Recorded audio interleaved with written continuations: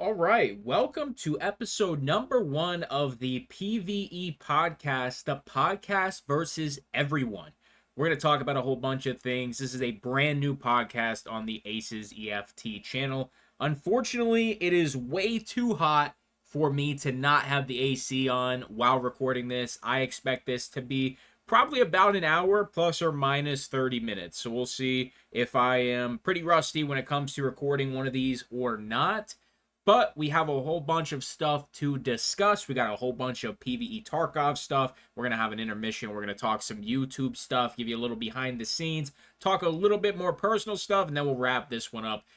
So if you've never seen an episode of my old podcast, it's a very similar blueprint style, but basically we will pretty much not be mentioning too much of PvP Tarkov at all in this. Anything that's going on with other Tarkov creators and drama and PvP, probably not going to mention too much of it. It's going to be pretty self-centered in what's going on with this channel, what's going on with me, and what's going on with PvE Tarkov and none of the other noise. So, this is the intro. I'm going to run you through the entire blueprint. This is the intro we are in right now. I might be able to put timestamps down there for you. I'm not sure. But let's hop into this blueprint. So we are in the intro now. We're going to be talking about what the PvE podcast is. We're going to talk about how it is only hosted by me and it'll only be on YouTube. We are going to talk about why TTP was retired.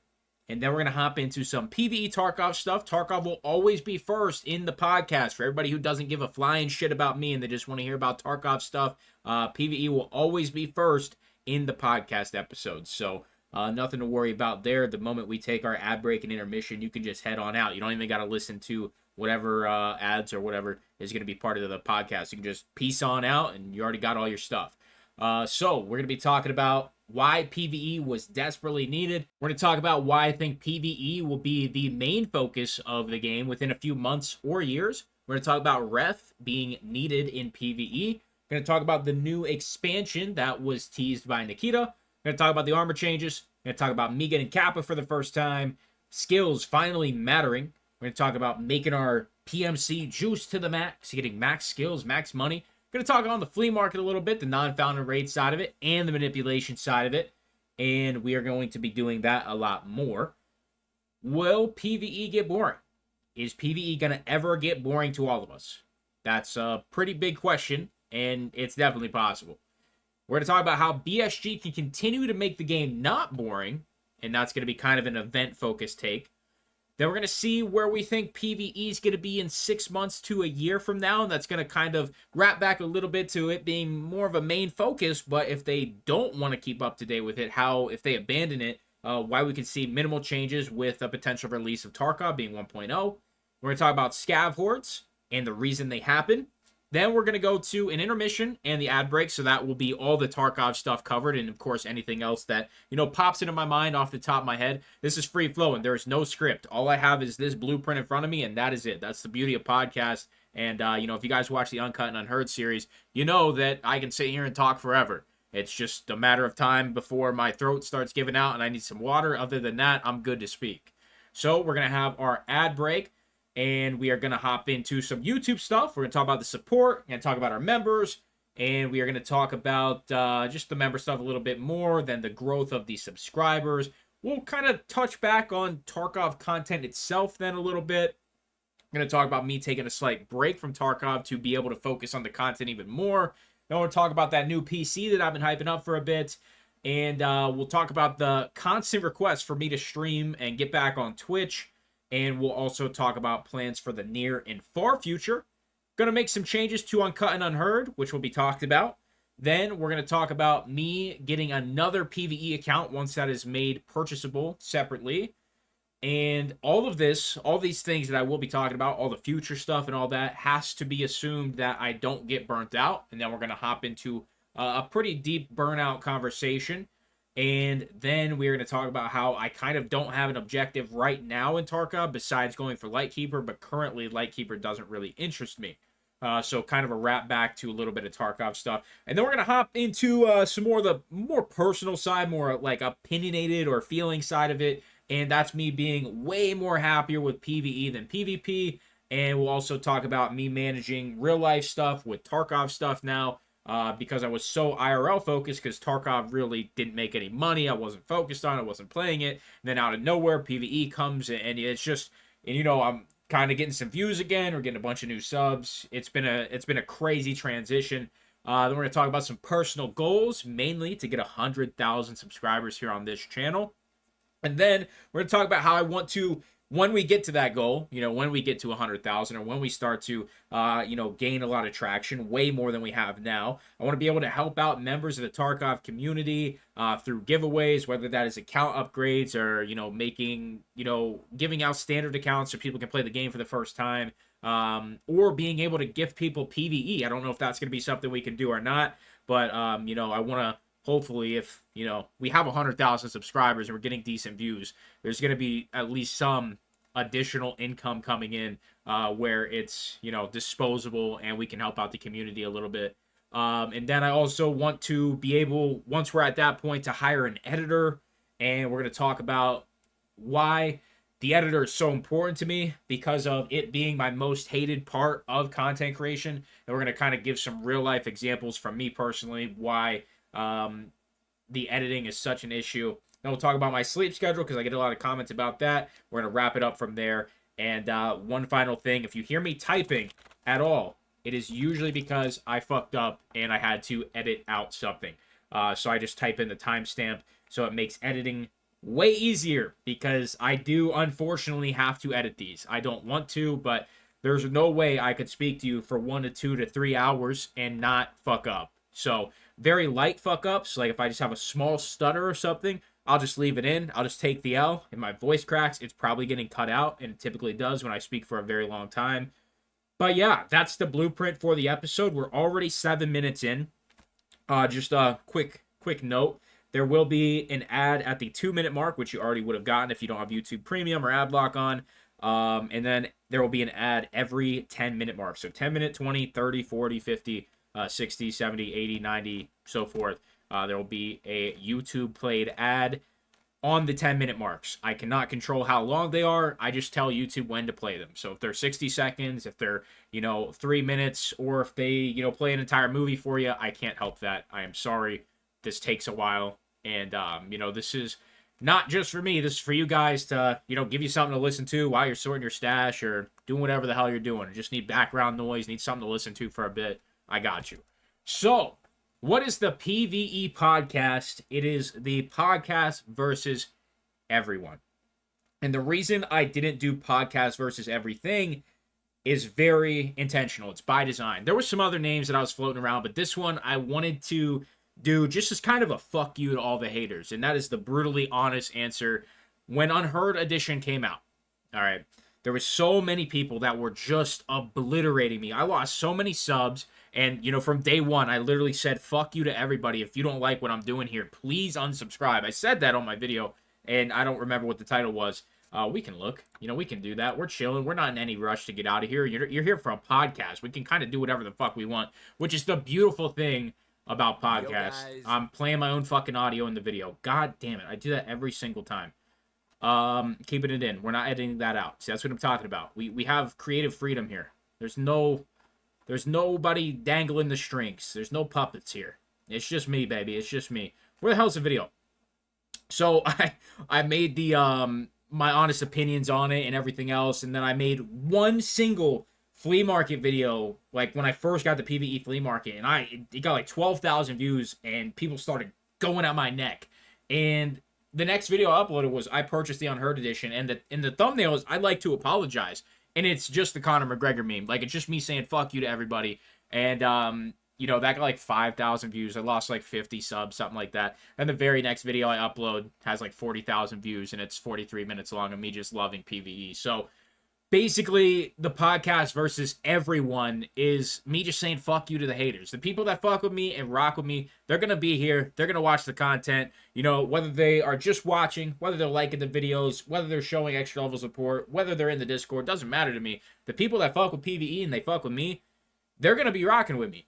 I might not have the best everything. I don't have the best edits. I don't have the best audio. God knows I don't. I have a fucking AC unit going in the background. I know you can hear the buzz, goddammit, and you're still here. You've listened to it for 10 minutes. You probably just got an ad, for fuck's sakes. Like, you're an OG real one to the PvE rebirth of the channel.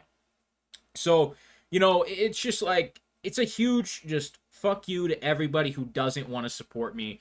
And, you guys aren't included in that everyone. And I know it's kind of like counterintuitive to the actual title of it, but you guys, if you're supporting me, you're not part of everyone. You're my community. You are my fans and the people that fuck with me. You're not everybody. You're not just an everyone. You're not just the average Joe. You're my supporters. So I fuck with you because you fuck with me. And that's why this is the podcast versus everyone else, if we really wanted to extend the title. But podcast versus everyone, and it is hosted by only me. There will never be another guest here. It's just going to be a conversation between me and my monitor, which is you in this case.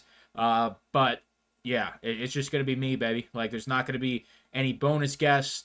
There's not going to be any debates. There's not going to be any political bullshit. It's just like, it's going to be my opinions. If you don't agree with some of my opinions, listen, that's life. You don't have to agree with everything I say. But I think you probably will find some sort of value here. And if it's a complete waste of your time, I don't expect to see you in the next episode. That's how these things work. And it's no problem to me. It doesn't bother me one bit if you don't like the podcast, if you like the skill guides, or you like the PMC spawn videos. Like, whatever you like is what you like. And that's all you have to watch. So it will only be me here on this podcast. So let's hop into TTP, the Talking Tarkov podcast, also known as the TT Pistol. The reason that was retired, and I have left up every single episode, that was a pretty tough decision for me.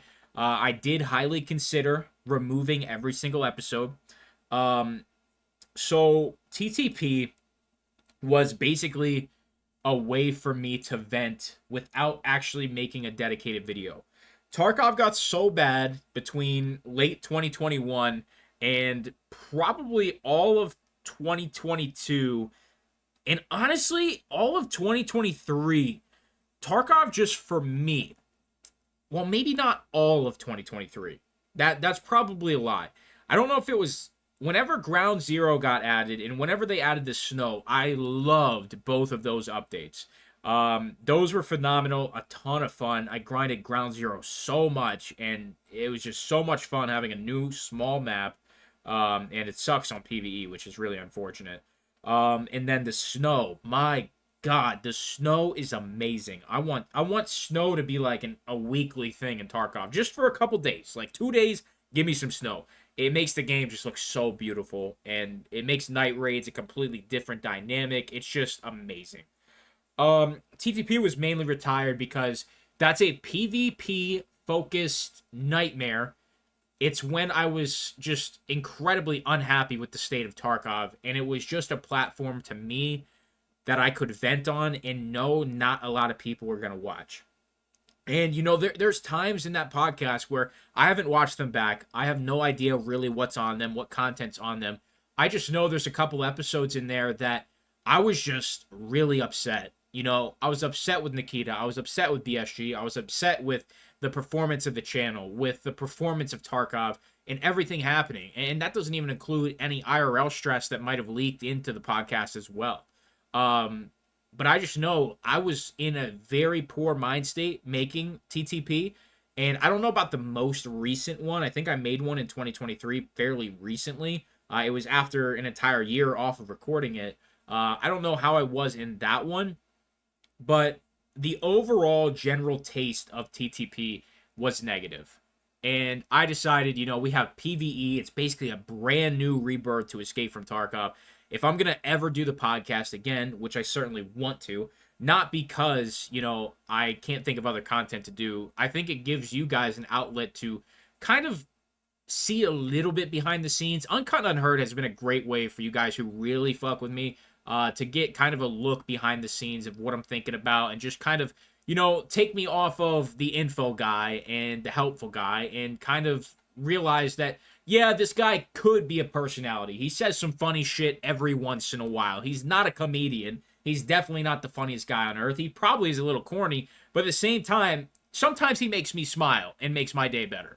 if you see me more as a personality instead of a, informational guy, you're more likely to come back and watch more of my content that is not informational focused. So the viewer kits are a great example, which I believe that video did pretty fucking good.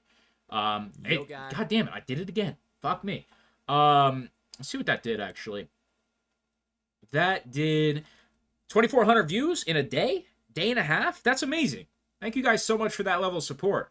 Yeah, I mean, like, that's the first episode of it, so it's gonna fall off from there. Like, well, Uncut and Unheard, the first PvE video was kind of an intro to it. That was edited, by the way. I don't know if I told you guys. I'm sure I have, but that shit took me like an hour and a half to edit. Maybe we'll go on a tangent later when we do Uncut. The first actual episode of Uncut and Unheard had 10,000 views. That's fucking nuts.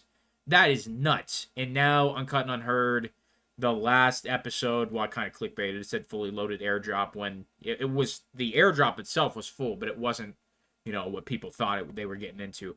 Episode 50 got 820 views. They're averaging like 800 to 1,000, which is more than I expected. I expected them to drop down to like 100. So, it's just like so many things. Fuck, I kind of lost my train of thought. Fucking hell. This happens. I know we were talking about TTP, but I'm trying to figure out like where we were at in that. God fucking damn it. Oh, yeah, I'm not a chair. Fuck, that was the main point. I'm more of a personality. So yeah, we just need to like refresh and make a new podcast just for my PvE crowd. And I know I have a few guys that love PvP Tarkov that still fuck with me and still watch the PvP shit and even watch the PvE shit, and they still like watch Uncut and Unheard and shit. That's amazing. Like, the fact that some of you guys are still supporting me, even though I'm not really focusing on like what you're enjoying per se, like that's pretty dope, and I appreciate that. So yeah, TTP, I left it up, but it needed retired. It's just not something that I wanted to continue. It's all negative in my opinion, even if there are some better episodes. I think it was like episode 2, I want to say, and the reason it pissed me off and the reason it sticks with me and I remember it is because I think episode 2, I was really upset. Is it even... Oh, yeah, I do have it here. Yeah. I think it's episode 2. And that was recorded May 30th, 2022. Like, it has 2,500 views. It's 41 minutes long. I'm pretty sure I was incredibly, like, depressed recording that or something. Like, it was, like, the worst state of mind that I had been in when it came to Escape from Tarkov and the community and how toxic everybody was, how negative. And it is the best performing episode. That pretty much sums it up. Like, it's ass. It's just not a good podcast. It's not one I want to support anymore. And the last podcast episode for it got 87 views in 6 months. Like, it needed retired. And I know the PvE crowd, the first episode is going to be the best. I don't know if we're going to get, 500 views, 1,000 views. I don't know what we're going to get. But,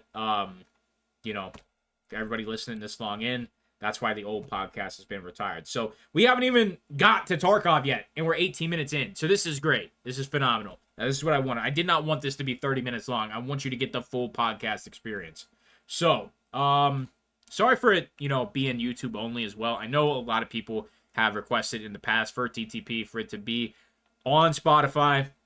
I know how to do it. I could do it. I don't want to do it. And it's just kind of a technicality thing that I don't want to go in detail discussing, but just know there is a very, very valid reason for me not to do it, and I know it would be a lot more convenient for a lot of you. However, unfortunately, I will not be doing it, and I'm going to stick true to my guns on that. It will be YouTube exclusive only. So, let's hop into Tarkov stuff, shall we? First episode of anything on this channel is always the longest, so usually the intros won't be that long. All right, so PvE is what Escape from Tarkov needed. And, you can go back super far on my channel. 2-3 years. I've been saying this, like, probably since... I don't know if I was saying it, like, 12.6, but, like, 12.12. I was already, like, The moment Tarkov really started blowing up and the cheaters started actually becoming a problem, I said, we need single player Tarkov. We need single player Tarkov. I will not support SPT.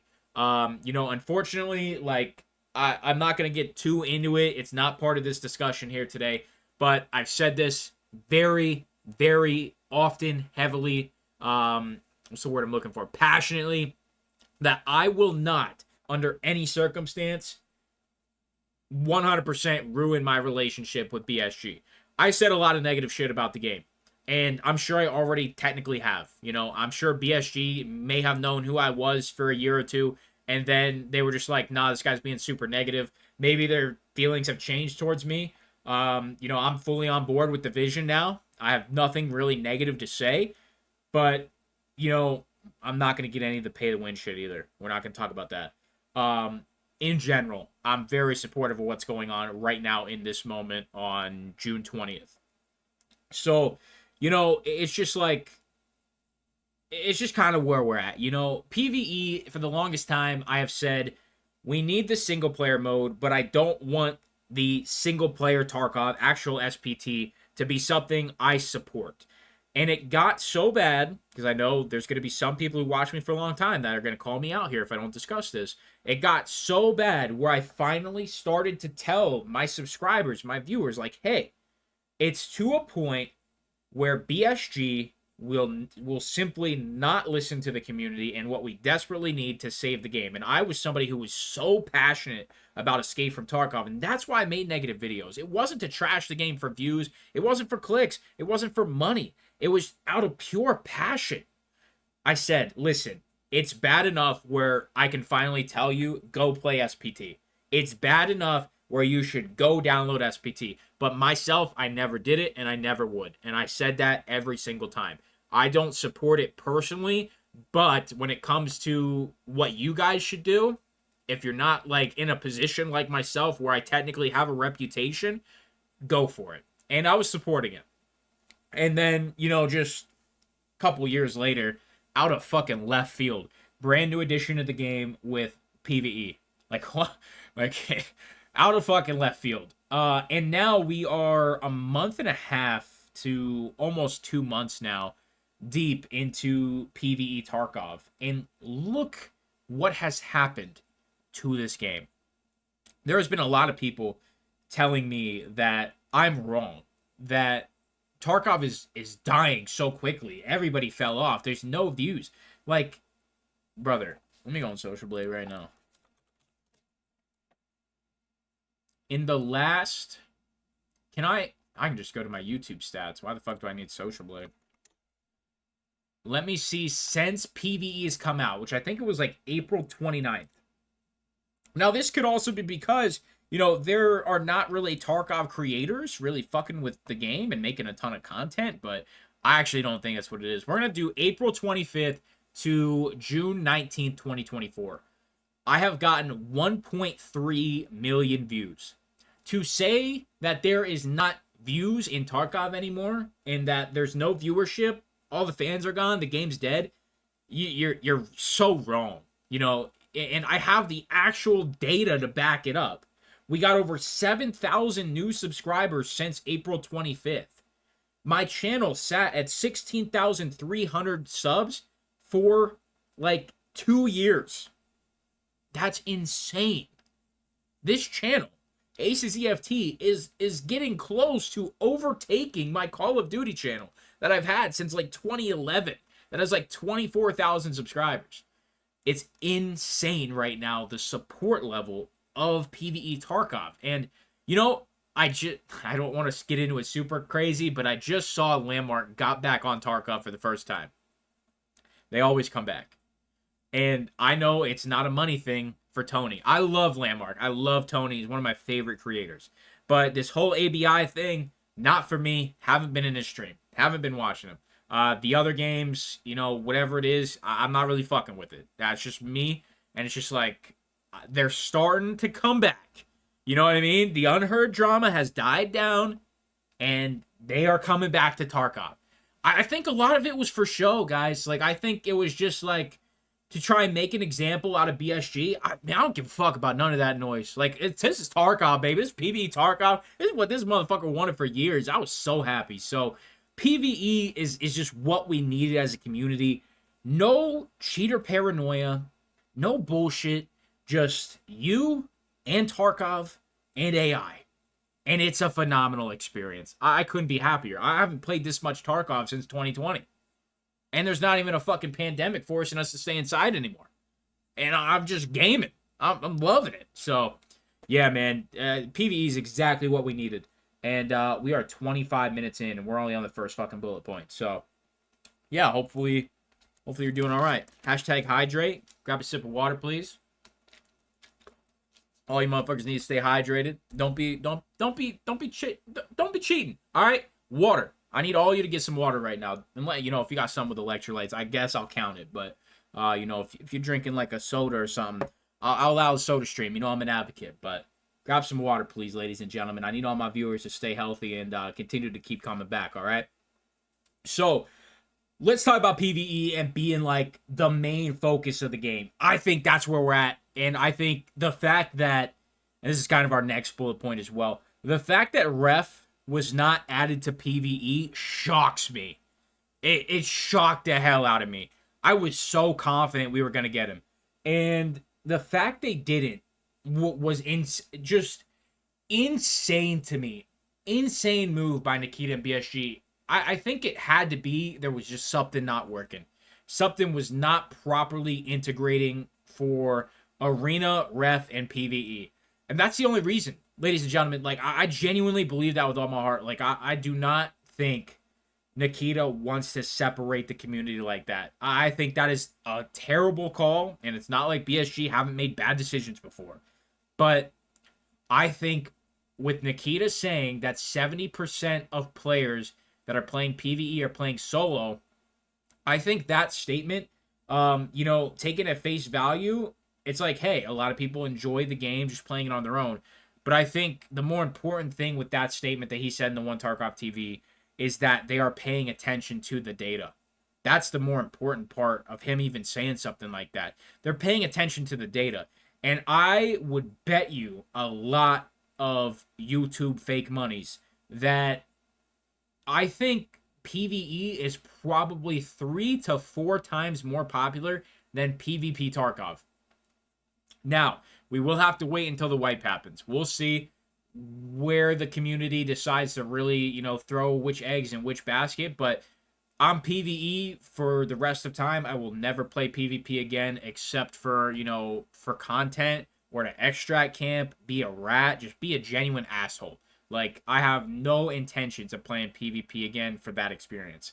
So I think Nikita and BSG, they're going to change over the next few months. It's going to be PvE focused. And I think, we had that issue recently where PvE servers went off for about 10 to 12 hours and PvP servers were up. I don't think that will ever happen again in the next few months to few years. I think PvE will always have some sort of, I don't want to say dedicated support because Tarkov really doesn't even have that, but I think it's to the point where they should be looking at something like that and realizing like PvE is the future of this game, 100%. And another thing is that Russia 2028, when that game comes out, that is supposed to be a single player story mode. They are currently setting themselves up so fucking well for that. They have no idea. If they continue to support PvE at like full throttle, and then you go ahead and release another single player game in like 4 years from now, dude, you're set.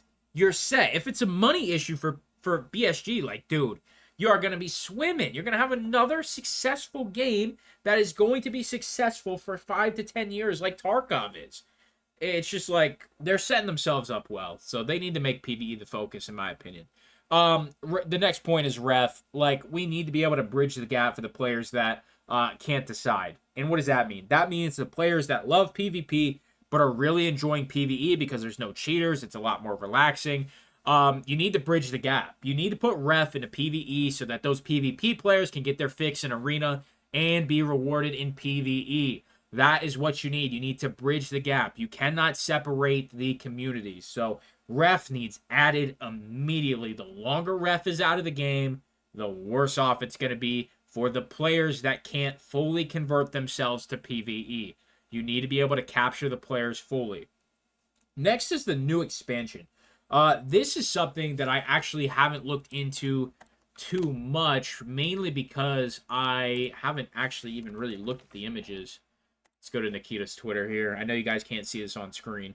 I won't put the screenshots up either, but there's been a lot of debate what map this is, and genuinely it could be any of them, but obviously it's pretty much any outside map. Shoreline, woods, customs, lighthouse. It could be any of them, but just looking at these real quick, let me see if I see anything too crazy. What I did notice is there's a train here, and maybe that is for maybe map to map travel. But just looking at this, it looks good. You know, I like the outside maps. I like all the maps, to be honest. I love Shoreline now because it's not a bunch of bullshit because of running for 5 minutes just to get one tap to a bush Wookie. So yeah, any addition is fine by me, and I'm happy to see some new stuff coming into the game. I know this isn't a super long segment on the actual, expansion, but if I had to guess what map this is going to be, I'm very, very leaning towards woods based on the background, seeing the factories and the smokestacks and stuff. But it definitely could also be like Shoreline. I don't really think it's Lighthouse, even though Lighthouse does need an expansion. So that's probably the most likely candidate. And I just can't, I don't see them changing customs, but I do think Nikita talked about it. I think customs is pretty damn good right now, but we'll see. Anything's possible. If customs gets changed, hey, the last custom expansion, well, every custom expansion has made the map better. So I'm down, man. I'm down, but I don't want to see a performance hit to customs. That's the only thing. So next, let's talk about the armor changes. Well, just the best way to put it is it's the best change in a long time for Escape from Tarkov. So basically, just to give you the dummy edition of it, it is the old armor system with the new plates and also having like the aramid of the actual carrier. Now, if it's like a slick, I don't think the slick has anything. I don't think there's anything other than just a slot for you to put a plate in. But like a Karund, for example, you can put a class 5 plate in the front, and then under the plate is still going to be like a class 2 or class 3 aramid or some sort of material. Basically, because we're using the new plates in the new system, but with the old hitbox system, we have essentially made armor insane. Armor is so good, it's not useless anymore. It makes PvE playable, and it also allows you to have good gunfights in PvE again. PvE, for the first month and a half, you had to play very skittish. You had to play very slow, methodical, tactical, repositioning, taking long angles, just abusing the PMC AIs, basically just their weaknesses. Like, you really couldn't get in a gunfight. There was no true dopamine pumping, adrenaline pumping, feel-good moments when it came to firefights in quote-unquote PvP with the AI. And now that has completely changed. I think the AI may have been dumbed down a little bit. They were cracked, but now that armor's better, I don't know. I feel like they should turn them up just slightly. Like, I went on like an 86 survival streak or something like that on my PMC, and the only reason I lost it is because I went MIA on Lighthouse getting the last few tasks done for Kappa. I would have easily gotten 100, and maybe even more, because it is so easy not to die. So, long story short, the armor changes are one of the best things to happen, especially for PvE. I don't give a shit about PvP players. Like, use some decent pen ammo. I don't want to hear your sob story, man. I'm here about PvE, and it is the best change for player experience. So let's talk about me getting Kappa for the first time ever. When I actually found the last item, which was the Glorious Mask, it took me 7 hours to get it, farming scavs on factory for 7 hours straight. My recording fucked up. My audio for my mic was not playing.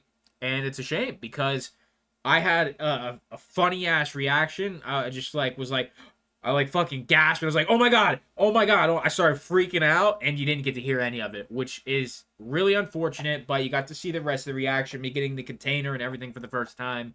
And that is genuinely the first time I've ever gotten Kappa. I was very close in, when was it? Before Lighthouse. Um, the maps were Interchange, Factory, Customs, Shoreline, Woods, and Lab. That was it. No other maps. So no streets, no lighthouse, no ground zero. I don't know if I'm missing one of it. Just the core maps, like genuinely just the core maps. And I got really close to getting Kappa one of those times. And then I don't know why I quit. I think I got too burnt out with content, and I just quit Tarkov completely. And I don't know if I had an experience with the cheater or what happened, but I just stopped playing. But now, I ran through the quest chain pretty quick. A lot more maps, a lot more tasks, and it was extremely fun. And having Kappa's a blast. I'm actually only using one of the spaces. I still have two open spaces where I was just gonna put a docs case in there, but I don't need money, so it's kind of pointless. So I am using one of the spaces so I can run a serve kit now. But other than that, I have just kind of had two spaces open.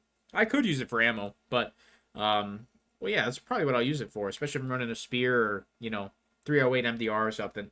Throw some M62 or some FMJ in there or something like that. So yeah, getting Kappa for the first time. What an amazing feeling it is to work so hard for something. I mean, literally like 45 days of work went into that. That was pretty fucking crazy. And yeah, it was a really great feeling. And I can't wait for all of you to get your Kappa, man. Like, it might take you longer than 45 days. You're not in the position I am. I'm very blessed. Be able to, work from home, be very blessed in that instance, and then be able to play Tarkov very frequently. A lot of people think I don't sleep. Hey, I do sleep. We'll get into that later.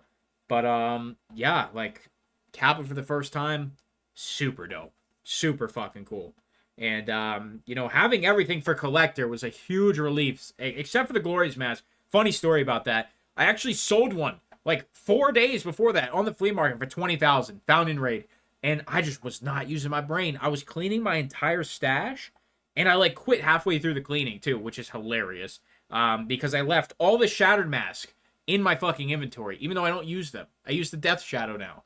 And it's just like, I sold this Glorious Mask without even thinking, like, one bit it was going to be a Kappa item. I learned the hard way. Spent 7 hours farming fucking scavs. So, what do we got next here on the list? Skills finally matter. Holy shit, this is a huge one. This is so big for me. Skills finally actually mattering. Like, if you try to get max surgery in PvP Tarkov, you have to play 1,400 raids doing 4 surgeries a raid. Okay. Number one. That is just unobtainable with a game that wipes every 4 to 6 months. You will never get to that elite level. And if you do, number one, it is not worth the time invested for it because of how quickly the time will actually pass in real life of you leveling up that skill versus how much time would be left in the wipe. So not only would you waste all your time getting the skill elite, but you won't even get to really benefit from it for a long enough period to make the grind worth it. Now, if you are a streamer and you are streaming all 1,400 raids doing it, and you're making money and you're doing all this shit IRL and it's your job, it would make sense. Like, if Sheaf has max surgery skill right now, it wouldn't surprise me. But other than that, it's not obtainable for anybody. Now, in a game that does not wipe, it is actually obtainable. If your PMC is something you think you're going to continue to grow and level, and you're going to continue to play Tarkov for the next year, 2 years, 3 years before Russia 2028, assuming that they do get it ready early/late 2028, it's just like, dude, like, skills matter. Skills actually matter. Like, we can actually, maybe, in a year from now, get elite level vitality and stop all our bleeds in a few seconds. We could get elite level surgery and not lose any HP when doing a surgery. And you combine that with every single skill in the game, And that's our next point. You become a superhuman PMC. Like, that is insane to think about. Now, okay, we're not going to talk about mods for PvE Tarkov in this episode, but just know, hopefully I remember to maybe talk about in the second one.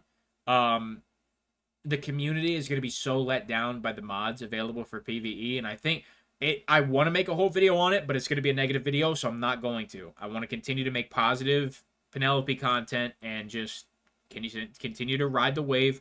If there's something that needs called out, then it'll get called out. Mods are so far away that it's not something I want to talk about yet, but the community is going to be very disappointed when we have that conversation. So, at least my opinion on that conversation. But for now, getting back to it, having juiced PMCs is going to be such a surreal feeling. I think I'm level 38 on strength right now. And as soon as my strength gets to elite, I'm going to be leveling endurance. And endurance is going to be way easier to get to max than strength is. Because you're faster, you get to run more, you have more stamina, you get skill points quicker, you can do raids faster. And it's just like, I can already feel it. Like, I watched like an episode of Uncut and Unheard, and I saw my jump height, and I was like, holy shit. I was not even getting off the ground. Now my PMC feels like he's fucking Michael Jordan. So it's just like, yeah, man, we're going to have some fucking superhuman PMCs, and it's going to be pretty fucking sweet. So next thing is the flea market being non-found in raid. Let's talk about this. So I think besides the armor change, this has been the other best decision Battlestate has made. Two just phenomenal decisions lately. Having the non-found in raid flea market does two things to the game.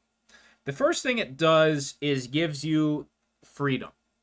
Freedom is very important, and not having restrictions in PvE. Well, it's in PvP too, but for PvE specifically, there's no reason to restrict us from being able to flip ammo. And, you know, it's to a point where it could definitely affect PvP with RMT, but with PvE specifically, it makes sense to have a non-found in raid flea market. If they added it back for PvP, I wouldn't be surprised, but I don't think they know how to do that for one server and the other server yet.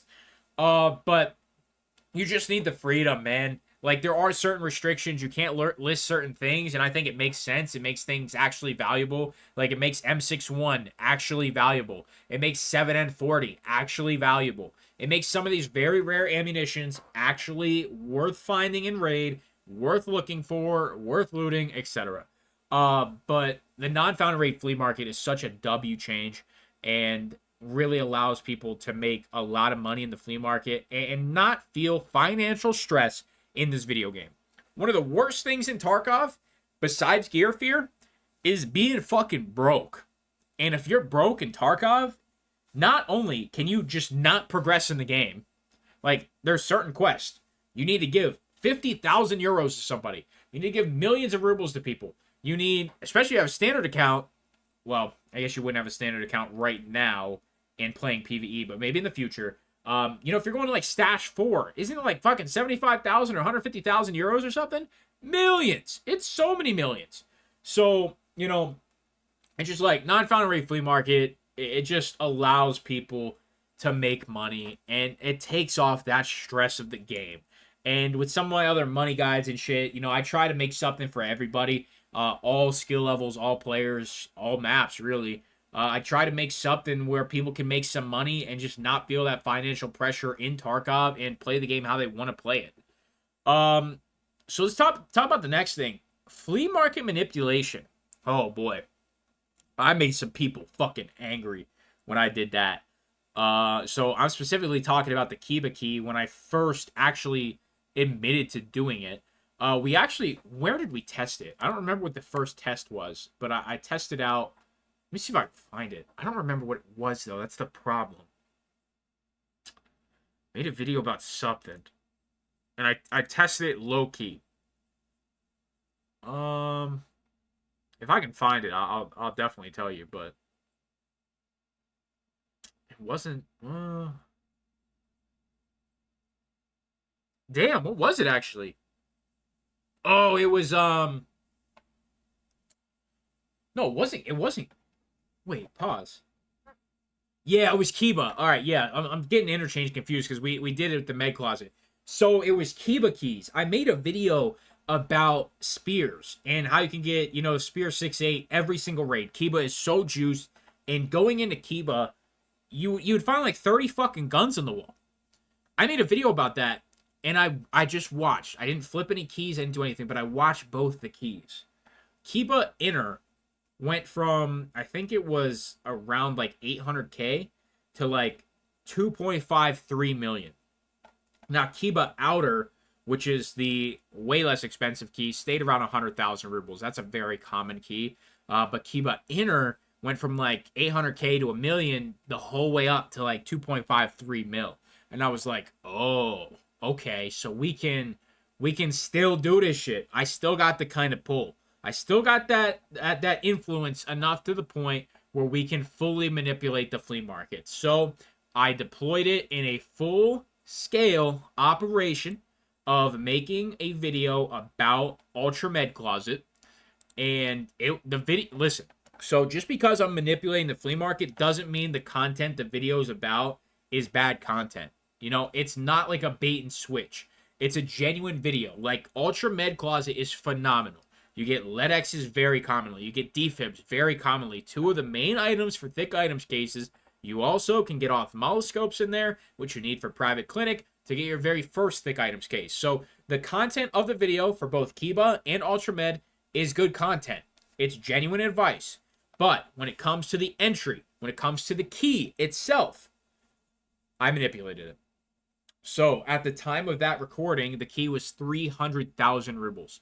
And I showed it on screen. I literally right-clicked the key in Raid, went to the flea market. There was like 8 keys out there that had been sitting there for like 8 hours at 300K. None sold. The moment the video dropped, the keys went up. And they kept going up.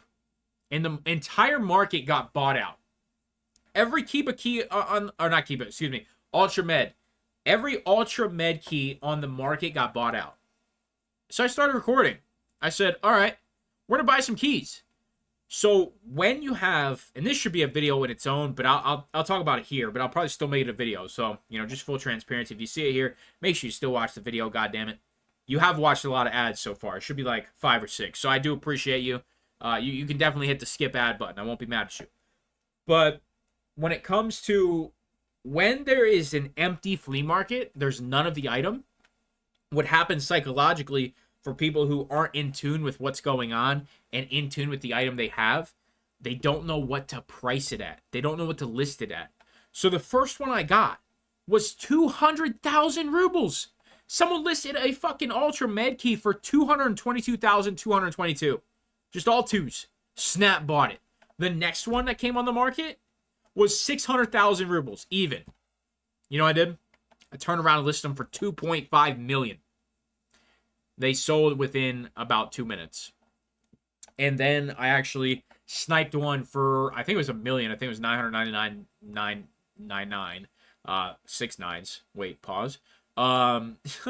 So I got another one for $1 million, and then I flipped it for 2.5 immediately. So within the span of 3 minutes, I made like 6 to 7 million after fees and cost. And it's just like, at that moment, I realized I had something that really, at this moment in time, I'm kind of the only channel that can do. And that is not a flex.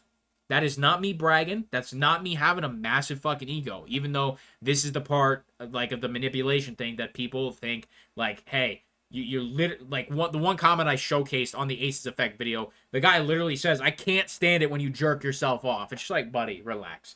So right now, there's just nobody making PvE. There's a couple creators that I've seen them. There's one guy who just came out of nowhere and already has like 3,000 subs. I hope there's nothing shady going on with that, and he just took advantage of the PvE hype. Good for you if that's how it went. But I was just like, damn, that you've uploaded like 20 videos and you're already popping like that? Respect. It took me like 6 to 7 months to get this channel to the first 1,000, but it was PvP Tarkov and there's a bunch of other creators. But like, there's not really anybody else, super tuned in with PvE, making content like left and right. So Let me take a quick water break. Just lubricate the throat. Pause. See, I made at least 10 people smile with that. I'm not a chair. So yeah, it's just like we have influence on the market. Now, I just want to say real quick, if you're going to play into the manipulation game, understand you could get caught holding the bag. It depends on how greedy you are. If you're super greedy, we talk about the RFID thing. That's the next thing. But if you're super greedy, like you could get stuck with losses. Like I'm talking losses. Like you could get fucked over. So just know, like you can lose a lot of money trying to play the manipulation game. And when I'm off recording, like I'm not making a video about an item and I try manipulating it, it is a losing battle with extremely common items. So you have to know what you're doing. So when the non-found and raid market first came out, I tried it with hot rods and lost like 800,000 rubles in probably, 15 minutes. So, I was testing it and I came to the conclusion that you really can't do it on a lot of items. There's only certain items you can do it with. And we really tested it when we did the RFIDs. So, kind of circle back real quick. I was listing those keys for 2.5 million and they were selling like crazy. And the final peak price was 5 million rubles before they came back down. Now they're pretty normally priced. They're not 300K anymore. I think they're 1 to 1.5 million, which is a very fair price for the key, in my opinion. You can make that back in 1 to 2 raids. So I think that's fine. But a lot of people, were upset with me because I dropped a video called the Acez effect. And I exposed that I myself can manipulate the PvE market enough to a point where I can profit off of it in game. And it's so funny. People got so mad. You're mad that I'm making money, fake money, in a game. Wait till they find out the videos I make that they watch make money in real life. Wait till they find that out. Oh, I don't know what's going to happen. They might just lose their mind. It's just like this video right now that I'm recording, this podcast, will make me money. And it's long form, so it'll make me a little bit more than the regular stuff. So it's just like, it was just a proof of concept video. I want to make it a series, but I don't want to say that I'm influenced by the negativity that it brewed, but I do want to say that it does feel fucked up for me to be the one profiting off of everybody else and not other people profiting off of all the FOMO. So the way I kind of counteracted that was with our next manipulation item. I made a Discord channel, and let me see here. I titled it Tarkov Insider Trading. The Discord's free, by the way. It's in the description of every single video. Feel free to join it. So the Tarkov Insider Trading tab, I'll tell you exactly what I posted. So it was on the 18th of June, which was a few days ago.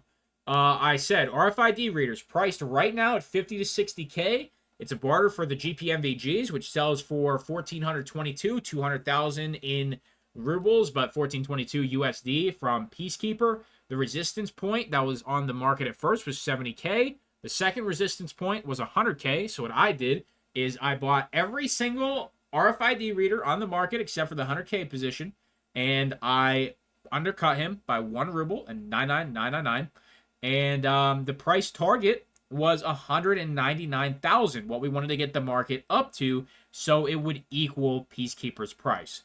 I told everybody when the video would go live, and I said, this is our first test, post your positions. So I posted the first position, which was 161 RFID readers, but by the time I took the screenshot, it was 160. And then one of the guys in there said that the RFID reader probably isn't going to be a good item, mainly because it's not in super demand and it's kind of like a really niche barter. And I simply responded that we have to test what the line is. Like, what items am I going to be able to flip? Now, the RFID reader barter for the GPMVG is a good barter. It's a phenomenal barter. But it's not going to be one that's sustainable for super long to flip the RFID readers. It's a one-and-done thing. We can do it once, and that's it. So one of the other guys in there, Disco, he replied, I'm ready. Had an entire junk box full of them. And basically, I respect Disco so much for doing this. He put up all 196 of them at like 520 because what happened was the entire market got bought out up until my listing. So the price went back down. Disco just made his position the entire time up until the video at 50K, which was a W move, and I respect the patience. So what happened is that the market, the video comes out in the first 20 minutes, the market gets bought out, and my listing with 160 of them is at 99,999. I said that the price target in the video should not go above 200,000. So I figured if I price half of that, that I'll allow people to get them at a lower price than what I'm estimating they'll go to, and at the same exact time, they can still, get them for cheap. I'll make a little bit, and they'll be happy. I'll be happy. It was a happy medium. I was, trying to see where we could go, see what we could do. So, Disco listed 196 of them at the same price as me. That is major respect. He could have put his shits at 99,998, undercut me by one, and I probably, well, because of what happened, I wouldn't have been. But, if the market wouldn't have held up, if there wouldn't have been enough buying pressure, I could have got stuck with them, and Disco could have sold his entire position. Now, I don't know what the quick sell on the RFID is, but if he was buying them at 50K, I don't think he'd lose too much money at that. So it's fairly low risk. So what happened was, and I know he's a viewer of the channel, and I don't know if he's going to watch the podcast, but I don't know exactly how to say his username, but Kolb Jernsen, it's Colbjornsen. He bought all of my RFIDs. He bought all of Disco's RFIDs. Disco, for transparency, made 14 million rubles, which is incredible. And he listed them. So I didn't see everything. And the fact that he would have purchased around 350 of them, he listed them for 150K. So when I checked his position, he was down to around 150, 160, something like that. So realistically, he could have sold 200 of them and still probably profited because, well, I don't know, I didn't do the math or anything, but it would have been, 47,000 ruble profit because it's only a 3K fee, maybe a little more at 150, so we'll call it 5K fee. 45,000 ruble profit times 200. If that would offset his costs on the remaining 150, then he would have made money and he could have quick sold the rest, and that would have been his actual profit most likely. But what happened is Kolb got stuck with at least 150 of them. From what other people told me, RFID readers did hit 200,000 rubles, and then they started to, fall. And because it is more of an uncommon barter, it's like a level 4 skier barter, and, it was one of those that we knew would die quickly.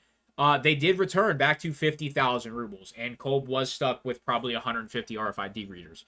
So I did not post a second video. I did not make a second Acez Effect video. I simply just kind of said in that video, whatever happens, happens. I'm not responsible for it. It's a good barter. I like the barter. And if you don't like that shit's going on in the flea market, it's not my fucking problem. I don't give a flying shit. And it happened anyway.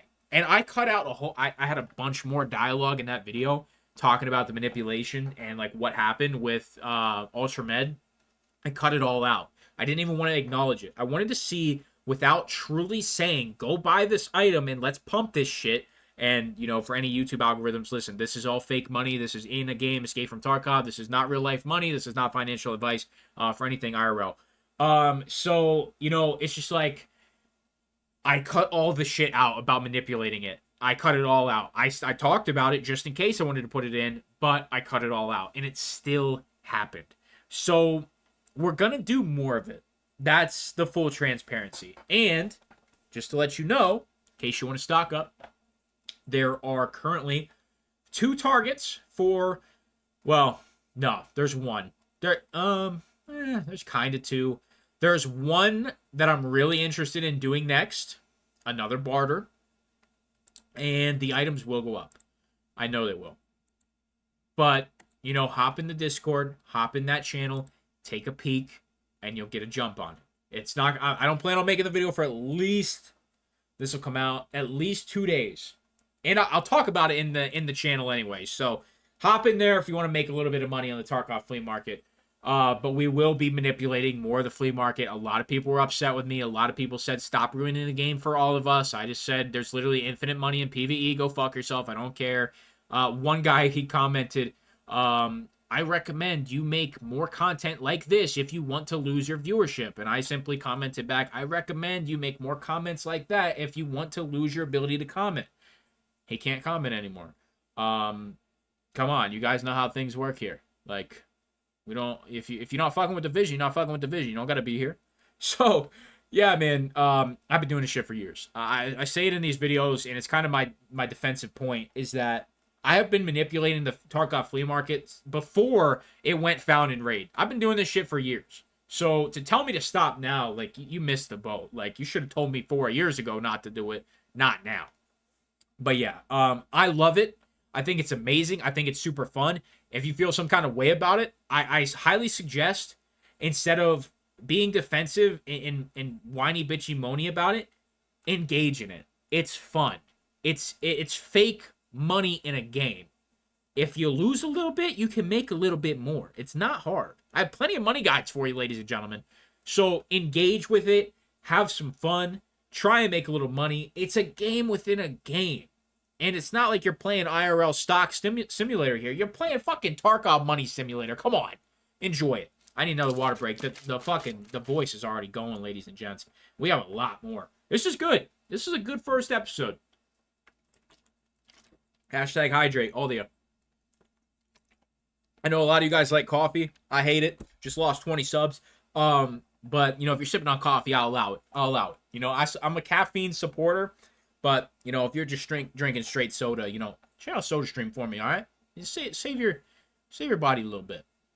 So, will PvE get boring? That's not a good transition, but that's what we got on the list. Will PvE get boring? Yeah, there's no way I'm doing timestamps. It's gonna be too much. It's gonna be too much. I have to edit this, which we've actually done pretty well. I only have 2 mistakes written down. They were at the beginning, so that's not bad. Will PvE get boring? Well, unfortunately, yes. Right now, I'm feeling it. And that's because I don't have an objective. But I simply don't have enough time in my day for it to make sense just to play without an objective. Kappa was such an objective. Like, I was so set on getting it. But now, Lightkeeper isn't as an attractive of an objective to me. So PvE will get boring for the tryhards and potentially like content creators. It's harder to get bored as a content creator because I can do fun shit. I can do viewer kits, which has been really fun. I can do a whole bunch of goofy shit. I can pretty much make content out of anything. People who are super tryhardy and, you know, they got Kappa already, they got Lightkeeper already, they finished every task in the game. It's just like, those people, they'll get bored. And not having the option to wipe your account right now is definitely a turnoff. But what's more attractive is going to be the prestige system. And there's one thing I don't like about the potential prestige system. The fact we're going to be able to wipe our account is fine. That's coming very soon. Very soon. Should be really soon, actually. I thought there was supposed to be a fucking update yesterday. On the 20th. Well, it's the 21st now. It just went to midnight. So, you know, it was the 20th when I started. I thought it was supposed to be an update yesterday, whatever the fuck. I don't know what happened with that. There should be like another 2 June updates that are supposed to happen. Maybe they'll get merged into one. I think that the ability to wipe your account is going to be fine, but it just doesn't make sense because if you complete the game in 2 fucking weeks, like, I don't know, wiping your account just seems fucking stupid. Like, enjoy what you've done, for fuck's sakes. Don't just get Kappa and wipe and do it again. Like, what? I don't know. It's just weird. The prestige system, though, I want to go further into that. If you prestige and actually lose everything like a traditional Call of Duty prestige, I don't think I'll do it. I really don't. I don't think I'll do it, and that's because it takes too much time to do the skills. All right, if you could prestige and keep your skills, I'd do it in a heartbeat. Reset all of my task progress, reset all of my traders, reset my scav rep, but let me keep my skills. And if you keep your skills, it's gonna kind of be like a new game plus. So if you ever played the game Days Gone, it's very cheap on Steam, very commonly. They typically run sales. It's like 12 to 15 bucks, something like that.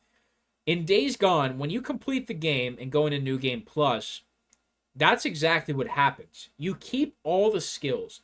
Your guy is just way better, and there's a little bit of new stuff in there, but other than that, like, you keep a lot of shit. I think you keep all your weapon unlocks and shit too, and like attachments and all that. So, if you could do that with Tarkov, just skills, not money, not hideout, not anything else, just your skills, I would do it.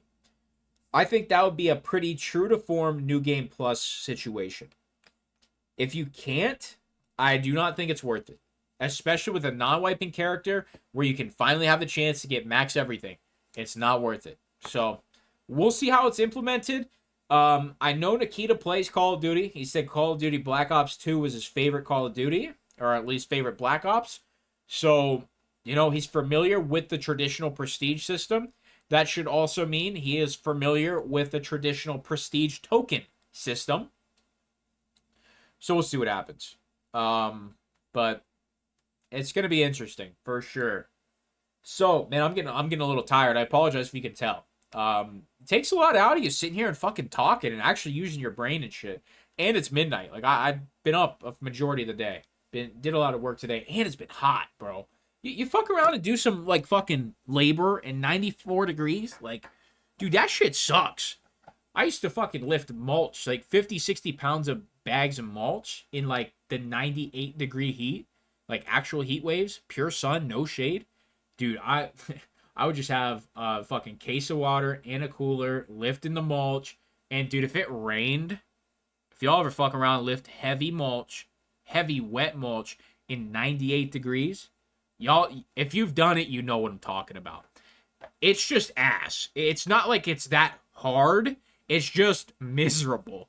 So, yeah, I'm making excuses. I'm tired. I'm sorry if you hear it. We have a lot more to talk about, at least for now. I don't know if I'll cut anything. But will PvE get boring? It could. It definitely could for the tryhards. For a lot of the casual gamers, absolutely not. Just no way. The honeymoon period for Escape from Tarkov lasts so long. If a new player right now bought PvE Tarkov, they would get, I would say comfortably, 1,200 to 1,500 hours before they're like, what should I do now? Just start thinking about it. Like, your first 1,000 hours of Tarkov is just you learning it. And that's beautiful. I can't even, like, I have goosebumps now talking about it because that's how amazing of a feeling Escape from Tarkov was the first time you play it. It's the game you've always been looking for. Mike's shaking a little bit. Let me see. Let me stop that. Stop it. Okay. Sorry if you guys were impacted by that. We do have a, what is it called? Fucking shock mount. It's been like 4 years since I bought it. Can't remember what it's called. Will it get boring? It definitely could. And there's going to be some players that just get naturally bored. There's a lot of people like that, myself included. Tarkov is one of the only games that can really pique my interest. I get bored so easily, and it sucks. I think it's like a dopamine addiction problem, to be honest with you. But, my brain's just like fucking fried. Been gaming all my life, and the honeymoon period is just over, baby. It's just, games aren't like Halo 1, 2, and 3 anymore. They're not like Black Ops 1, Black Ops 2, Modern Warfare 3, FPS games. I will say, when I played Days Gone like 2 years ago, that was a phenomenal experience. Tarkov's phenomenal. I've played Skyrim so many times, I've lost count. Certain games are just iconic classics, but you know what I mean. Will it get boring? Potentially. So, the next point is, how can BSG continue to make the game not boring? So, my number one here is events, and specifically PvE-focused events that have something to do with any kind of AI. doing something with AI is going to allow a more interactive event for the player base. So the number one problem that kind of stirs up from this is that the events can't be repetitive, and there's got to be a twist or something new about them to keep us interested. Now, events like snow and having the Christmas tree and things like that, like those are yearly events where once they come back the next year, it's fine. It makes sense. It's fun to do it again. But like, if we did bosses on factory or bosses on customs, would it be that fun right now after having them on shoreline and reserve? Maybe for a day or two. But we need events that are going to capture our attention span for more than half a week. They should be aiming for about 4 days. And when you have event upkeep like that, it might make it harder to actually get work done on the actual updates. So it's a tough thing to manage. It's a fine line. But realistically, if we could have 4 events a month, 1 per week, typically lasting 2 to 4 days, I think that would keep the player base engaged enough where they can do the event and then they have a few days off to do some task and then there's another event. And they all have to be fun. They can't be fucking the dehydration event that happened a few years ago. Like, that shit was ass. It was not fun. We need fun events. So we need to keep the players engaged. So, where do I see PvE in 6 months to a year from now? We have 2 directions. One's good, one's bad. The first one is it's going to be BSG's main focus, and there's going to be a lot of updates. The roadmap we got, that's going to continue on into August, September, October, November, December, January, every single month that they continue to support Escape from Tarkov until 1.0 release, there should be updates. That's the main focus of PvE. And they should be PvE-focused updates and not PvP-focused updates, in my opinion. Just my opinion. Don't get mad. So, the other direction is PvE, and I don't like talking about this, but it's a possibility. PvE and PvP can be completely abandoned, and they release 1.0. They release all of Escape from Tarkov, and they do minimal updates. They, do the rest of their deliverables, the rest of the requirements, terminal, other maps that are going to be like DLC and shit. They release the rest of the stuff, and they move on to Russia 2028.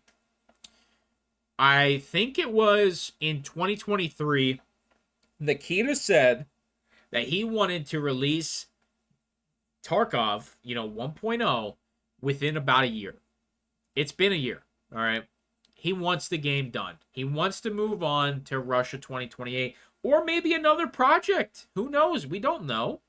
I think Tarkov is going to have a tough time when it comes to competing with other BSG projects. But if it was a single player thing like I discussed earlier, I think it'll be okay. But their next project, I just don't think it can beat Tarkov unless it's Russia 2028. I don't think any other direction with any other game they can beat what they have now. So basically, you're better off just continuing with Tarkov. The problem is the way us human beings are wired, especially like the more entrepreneur-driven human beings, and I'm speaking from partial kind of experience. It's not like I don't have, I'm not like a fucking millionaire or anything. Like, I don't have like a job where I actually work for somebody. I work for myself, and I'm very blessed, as I've said many times, and it's never to flex. It's just to be transparent. As an entrepreneur myself, I understand it. It's very easy to get bored with projects. And this is why I get burnt out so easily. So when Nikita's been working on this since 2016, maybe even 2015, just the rough blueprint, they've come a long way. They've done a lot of great things to Tarkov. But there is going to be a time in their mind where they're like, I'm kind of getting bored. I'm kind of getting sick of this. Now, if they keep adding new stuff and changing the game completely, like, hey, that's a great way to keep it refreshing for the BSG team, for Nikita himself, and it's good. It's genuinely good. So, we'll see. I don't think they should abandon it, and I don't think they will completely, but it just depends on the mindset of Nikita and the team at BSG, like how they're feeling. Another thing, just to touch on it while I'm thinking about it, they 100% need to get serious with reaching out to Netflix or a major streaming service to get the Raid series into official production. It's so good, and they have the Chronicles of Rigi now. Like, the production is immaculate. They need actual production. They need a streaming service to pick them up because they are making some phenomenal content. And I know, BSG and Nikita, money is the thing that's the motivator. Money's the motivator, baby. And I guarantee you that's a cash cow. So that's what we'll say about that. So the last thing on the PvE side of everything, then we get into some YouTube stuff, the ad break, the intermission, then YouTube stuff, and then a little bit more personal stuff. God damn, it's going to be 2 hours. Awesome. I think it's my first ever podcast this long. The last thing is the scav hordes. This is another poor transition, but scav hordes and the reason they happen. So I think scav hordes in PvE, they need to be adjusted somehow. I don't know how to adjust it, though, and it does make the game pretty interesting, spicy, fun. But I think for the casual player, if there was ever a difficulty introduced into PvE, easy, normal, hard mode plus, insane, hardcore, whatever, I think the scav hordes that swarm you, the swarms, the hordes, whatever, I think they should be only in a hard mode, but, it's not casual player friendly. Tarkov's not supposed to be friendly, but it's kind of it's just not really like realistic. It's just not really enjoyable, especially if you're trying to do a task. Like if you're trying to get the bronze pocket watch, you could potentially have to kill 20 scavs. That's insane. Most people don't know to take that much ammo into a raid. I try to tell them, but my videos aren't going to reach the entire player base. It's impossible.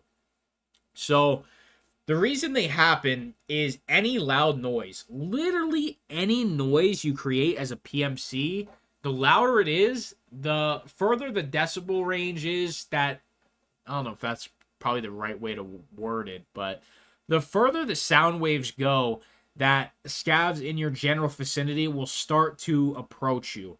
And it seems like that range is quite far. If there was any way to have a theater mode or actually view like an aerial view and watch all the scavs start to come to you the moment a shot happens, an unsuppressed shot.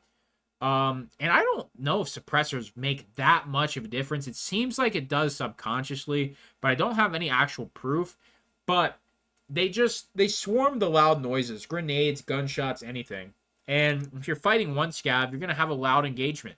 So you fight one, loud noises. Next one comes. You fight that one, boom. Same thing. Rinse and repeat until that vicinity is clear of scavs. The problem is, you're the only PMC in the raid. So the scavs have no other noises to go to, except for actual other PMCs engaging scavs, which does happen, and they will drag to those noises as well. But the majority is that they're going to be coming to you, and they swarm you. So, that's why they happen, just loud noises and shit, and they probably shouldn't, but it's how it is, and it definitely hurts the casual experience. So, we are at the intermission. Holy shit, dude. I am so tired. Everybody grab some water, ladies and gents. Hashtag hydrating that motherfucker. All right, so this is an ad break. It's sponsored by myself. There's no official ad here. There's no sponsor. There's no cutaway to an ad about fucking Manscaped and trimming your balls, or no ad about some VPN company, or, you get it, you get it. There's none of that. Now, listen, if any companies want to reach out and pay me a fucking bag and you want to support this podcast here, I'm down. You want an ad slot right here? I'm cool. But you have to support everything I'm talking about. You have to fuck with my vision. You have to be okay with me saying fuck. And yeah, that's pretty much it. If I like what you got and you want to be a part of this thing, let me know. But I'm not going to reach out to anybody and go out of my way. So, myself is the first sponsor. We have a super thanks button down there. It just says thanks, and it should be the heart with a little $sign in it. Listen, I've received so much support recently with super thanks. You guys have been absolutely killing it. I try not to fully, like, if you're dropping a 50 bomb, I'm going to make sure I acknowledge it's a 50 bomb, but I try not to acknowledge the amount. The amount really doesn't matter. It's the concept of you actually willing to donate to the channel because that goes so much further than you could even imagine. Now, full transparency here. YouTube does get a cut of it. It's 50%. So when I get a 50 bomb on the channel, I think it's fucked up, but, I only get $25 from a $50, donation. But that support is so above and beyond, and it's so helpful to the channel because normal gaming creators on YouTube for every 1,000 views will get paid about $2. Now, my channel, the content's a little bit longer, and some of it is actually focused on quote-unquote money. Even though it's in-game money, it's still in that fine line of financials. So mine's a little bit higher. I make about $2.75 per 1,000 views. And then on very long form content, I'll make a little bit more, 3 to 4 sometimes even.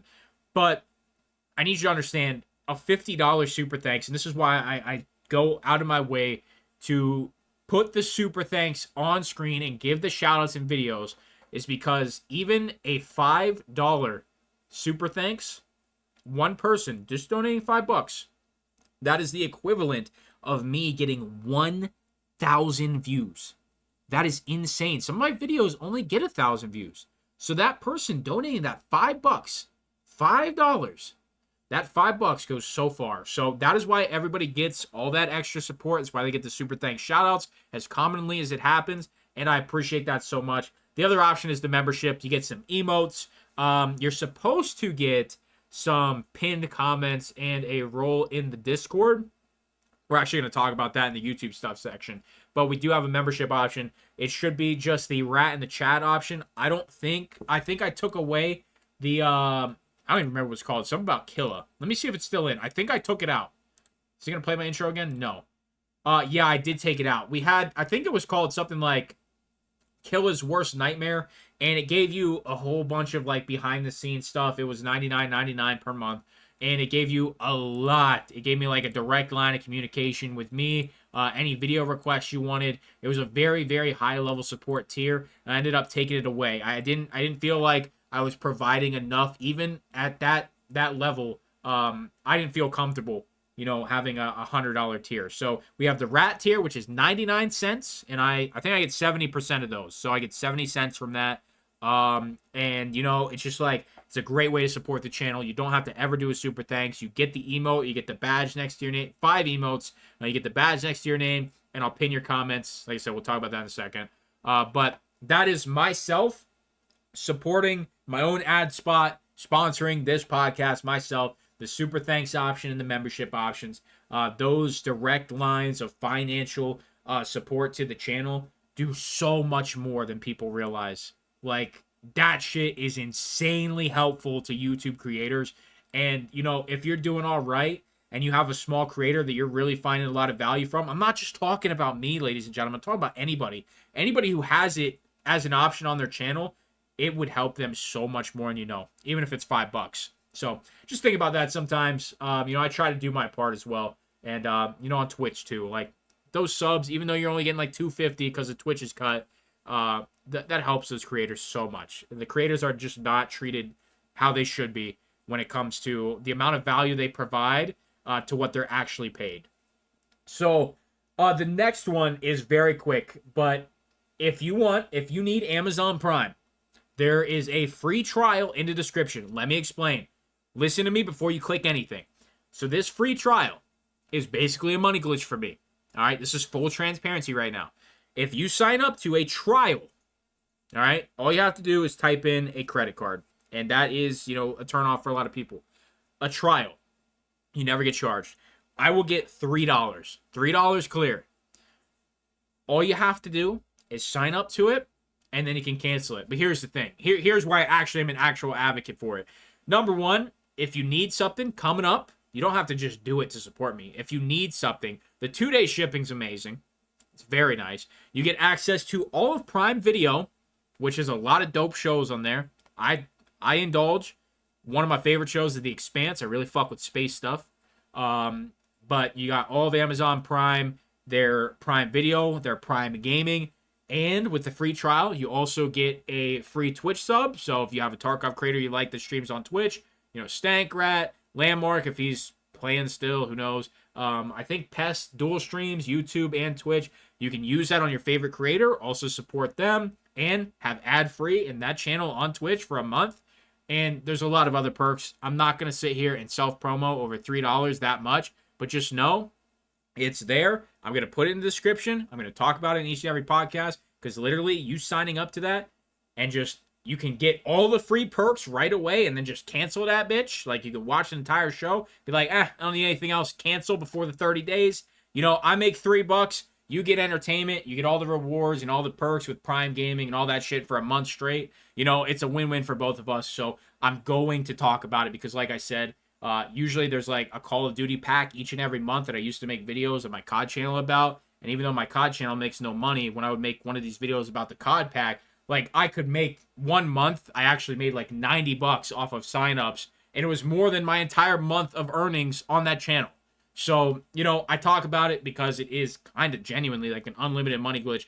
Because Amazon's fucking loaded. They just be handing out that shit. Now, $3 is not that much, but you know, if you get a fucking 100 people, that's 300 beans, baby. So yeah, gonna talk about it. Man, voice is just not liking recording this long. So we got other YouTube stuff to talk about. Then we'll have some personal stuff. Hey, if this shit goes 3 hours, I'm cool with it. You know, I want the podcast to be an actual podcast experience for you guys. So that's our ad break. Thank you for your support in general. You viewing this long, which would be 8 ads plus the 2-minute, 9 ads. You're the GOAT. I appreciate you so much. If you have YouTube Premium, I'm still getting paid. That's fine. If you have ad block, thanks for viewing the channel. So YouTube stuff. The support on the channel, man. Guys, you're insane. Thank you so much. So much for the support. 1.3 million views. We talked about it earlier. That's insane. I got goosebumps talking about it, dude. 1.3 mil? It's been a while. It's been a long time since I had that kind of viewership. I think since probably 2020 here on the Tarkov channel. And I don't even think Modern Warfare 3 got me 1 million. Modern Warfare 2 did. But Modern Warfare 3, the newest COD, I don't even think that got me 1 million. Now, I think Black Ops 6 is going to be pretty good. Definitely going to be making some content again over there. But, yeah, man. Just incredible level of support. Over 7,000 new subscribers. And I think the watch time was over 110,000 hours. That's surreal. Like, that's insane, bro. Like, 110,000 hours was spent listening to me? Like, dude, that is unreal. Thank you, guys. Seriously, like, in all seriousness, no jokes. Thank you. That's fucking insane. I wanted to talk about the members. We're not going to give a shout out to each and every individual member, but right now we have 13 members. Thank you guys so much for that. I know 2 of you canceled. It's fine. I don't take it personally. We'll talk about that in a second. So we have 11 active members, but 13 total. So thank you for that support. That, you know, once again, like I said in the ad break, it's greatly appreciated, and it really does help out the channel. So the reason I think we got 2 cancels, unless people just, you know, didn't fuck with me, or maybe they saw the flea market manipulation video, got salty, I don't know. But I have genuinely actually been too busy to pin the comments. We have been getting thousands of comments, and sometimes it's a little hard for me to figure out what videos some of the members are commenting on, even though there is a badge on their name. It doesn't like priority them to the top or anything. They just get mixed in with the rest, and I do miss the pinned comments.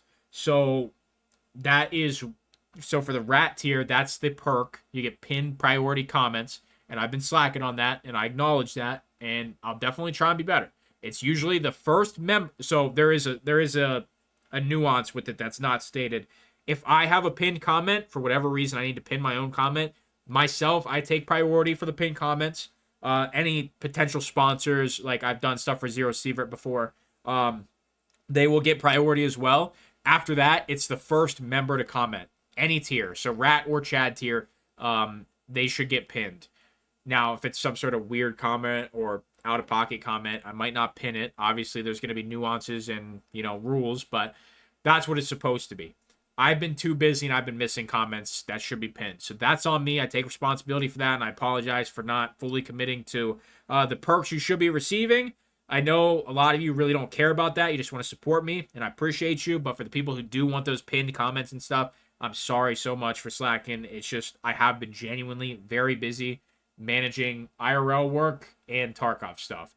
And And then the other perk for the Chad tier, which I've actually made a perk for all members. I actually haven't like fully disclosed that, but you will get a Discord role. You'll get the member role, and you'll get a exclusive member chat that you can do. But you get a role in the Discord. It's at pretty much the very top of the list. Everybody will see you in the server and know you're a member. And I have no way for those people to let, like, when you sign up for a membership, you have to come in the Discord and let me know, and make sure your YouTube is linked to your Discord. That way I can just look, see who the members are, and then I can look in the Discord, and if you tell me, like, if you put a message in, like, the questions tab and say, how do I get the member role? I'm a member on your YouTube channel. You know, all I have to do is see if that's your if your Discord is linked to your YouTube, it'll show me your YouTube name, and I can get to it right away. And same goes for, like, the giveaway winners. Like, I had, like, 5 giveaway winners not let me know. They never contacted me, so they never got claimed. And it's the same thing for the members. Like, if you're signing up for a membership and you want that member role, you have to let me know in the Discord. I am not a mind reader, and I don't know to do it on my own. I don't have any, like, bots set up. I'm not that advanced yet. All right, we're still a small creator. Like, it's not that in depth yet. So I do my best, but you have to let me know if you are a member on the channel to get your Discord role. Just want to make that very clear. And, you know, I assume if you're a member, like, you're probably watching this deep in the podcast. My voice is actually starting to give out now, so we might have to cut it a little short. We'll see. Subscriber growth. I was at, this is very important to me. Let me get some water real quick. And I'm not cutting those out, by the way. Thanks for the extra 3 seconds of watch time. I appreciate you more than you know. So we were at 16,300 subscribers for, I genuinely want to say 2 years. I don't know if it was a full 2 years. I think we went like from 15 to 16.3, like during one of the wipes. But we were at 16.3 for probably a year straight, guaranteed. And what's crazy is I have a whiteboard here in my office area. I have a whiteboard where I have my channels. I have Acez Gaming, I have Acez EFT, and Acez Plays all up on the whiteboard. And I have current subscribers, the next goal, and the next milestone. And up there, I hadn't updated my whiteboard for about a month. And I updated it, last time I updated it was June, I'm looking at it right now, June 14th. So on June 14th, when I updated this whiteboard, I hadn't updated for about a month and a half, 2 months. It was actually April 10th was the last time I remember. I take pictures of it too, so it kind of like documents the progress. And that's the longest I'd ever gone without updating the whiteboard. So I need to get back on that and constantly do that like every week. So it's due. But I still had 16,300 written up there, and I looked at that number and I was like, that's been that number on that whiteboard for months. And not only are we finally changing it, but we are changing it to, let's see if I don't know if I can see it from here. So the current subs of June 14th was 23,000 even, and it's just rounded to the nearest 100, and it's usually rounded down. So if I was at like 2,351, I still would have put 2,300. So, or 23,000, excuse me. Sorry, I'm tired. I changed that fucking number from 16.3 to 23 even. And I sat there as I wrote it, and I looked at it, and I was like, holy shit. And that's when it really set in that I was right about PvE and single-player Tarkov, and that's where I was meant to be. That's what I was meant to do. I was never meant to do PvP Tarkov. I was meant to play this game single-player, and that's where it shines, and that's where I shine for it. And, you know, the fact that we sat at 16.3 for so long, and now we're almost a quarter of the way to 100,000, almost at 25K. What are we at right now? Let me check. Please don't play my fucking intro again. Don't play it. Don't you do it. All right, we're good. I'm at 23.5. I'm at 23,500 subs.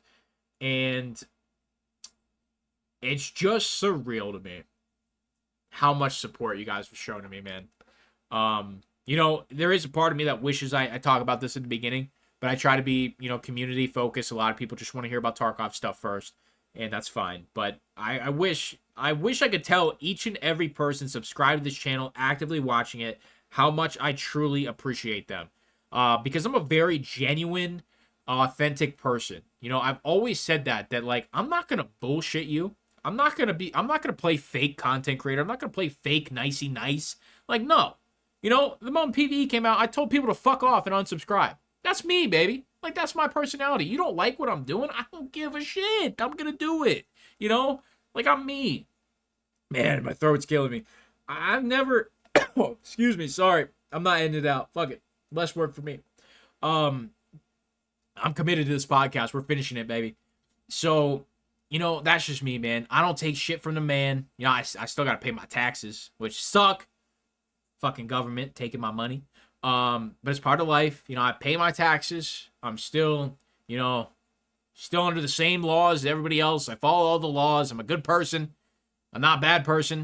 I'm not a fucking criminal. I try to be a fucking goody two-shoes. My mama raised me right. So did my dad. Shout out to parents. But, you know, like, at the end of the day, when it comes to me, I'm doing me. I'm living my life how I want to live my life. Like, you know what? Fuck it. We're going to say it. I'm going to say it. If you guys are not enjoying your job right now, your real life job, try to find a passion you really like. Maybe it's Tarkov. Maybe you want to be a Tarkov streamer or something. That's fine too.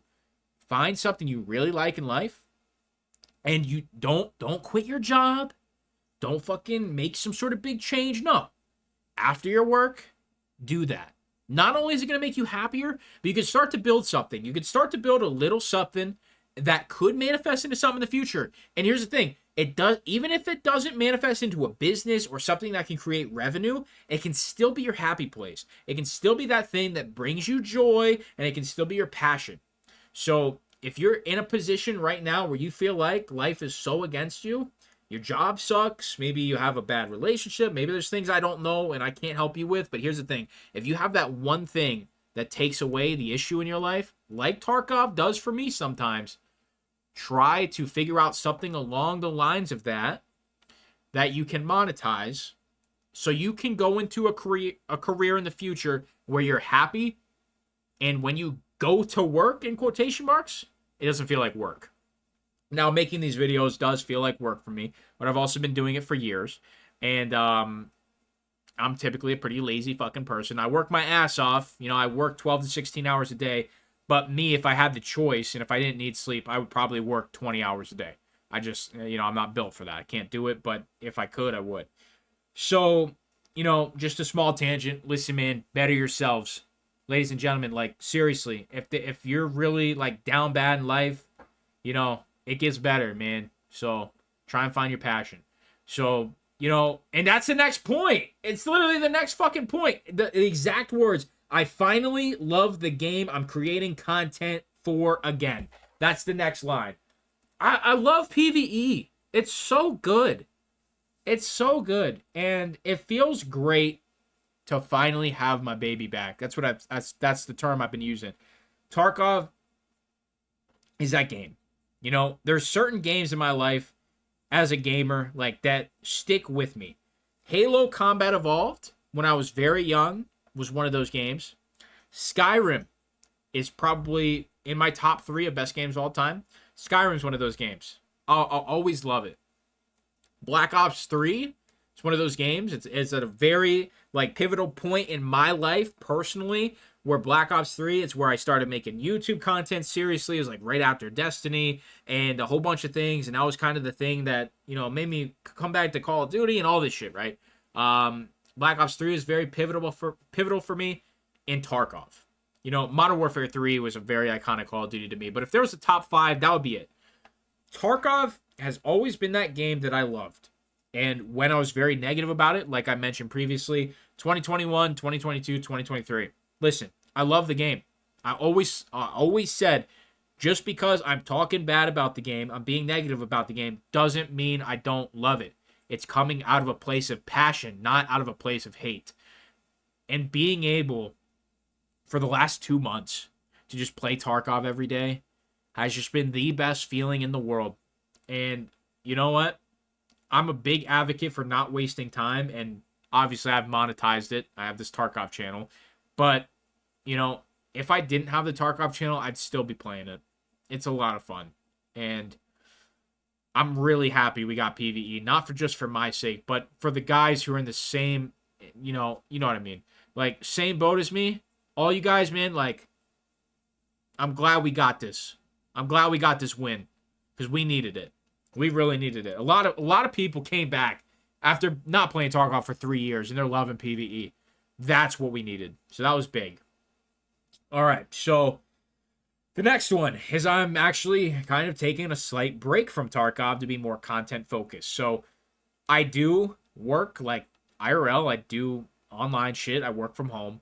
I've been very focused on that work again since getting Kappa. So it's been 3 to 4 days of locked the fuck in, doing my IRL work. Then after that, you know, I am hopping on Tarkov and just making content and not actually playing the game. That is technically a break for me. I'm not playing it just to play it and do tasks. I am genuinely only playing it for content. That's typically how I get burnt out, and that's partially because of just how my entrepreneur brain works. Like, I need to be working on things that are going to better me in the future. I like to play the long game, not the short-term game. And I'm trying not to fall into that trap. I'm trying to, you know, I'm trying to find balance. I have terrible balance in my life. I have terrible work-life balance. You know, I have a lovely woman in my life, and she deals with my shit, my work-life balance, a lot better than 99.99% of people would. So I'm very blessed, as I always say, but I am taking a slight break of just not enjoying, like, playing for enjoyment. That's the best way to put it. So content's still being pushed out at the same rate. And the fact I'm sitting here making, you know, an hour and 41-minute podcast right now, this is part of that break time. You know, I'm just sitting here chilling, talking with you guys. Like, man, I just realized my voice might be kind of cooked for the other content I had to record tonight. Not my best move. I should have recorded the expansion video first. Yeah. Well, here we are. Realized it 100 minutes later. Anyway, so, yeah, that's kind of where we're at.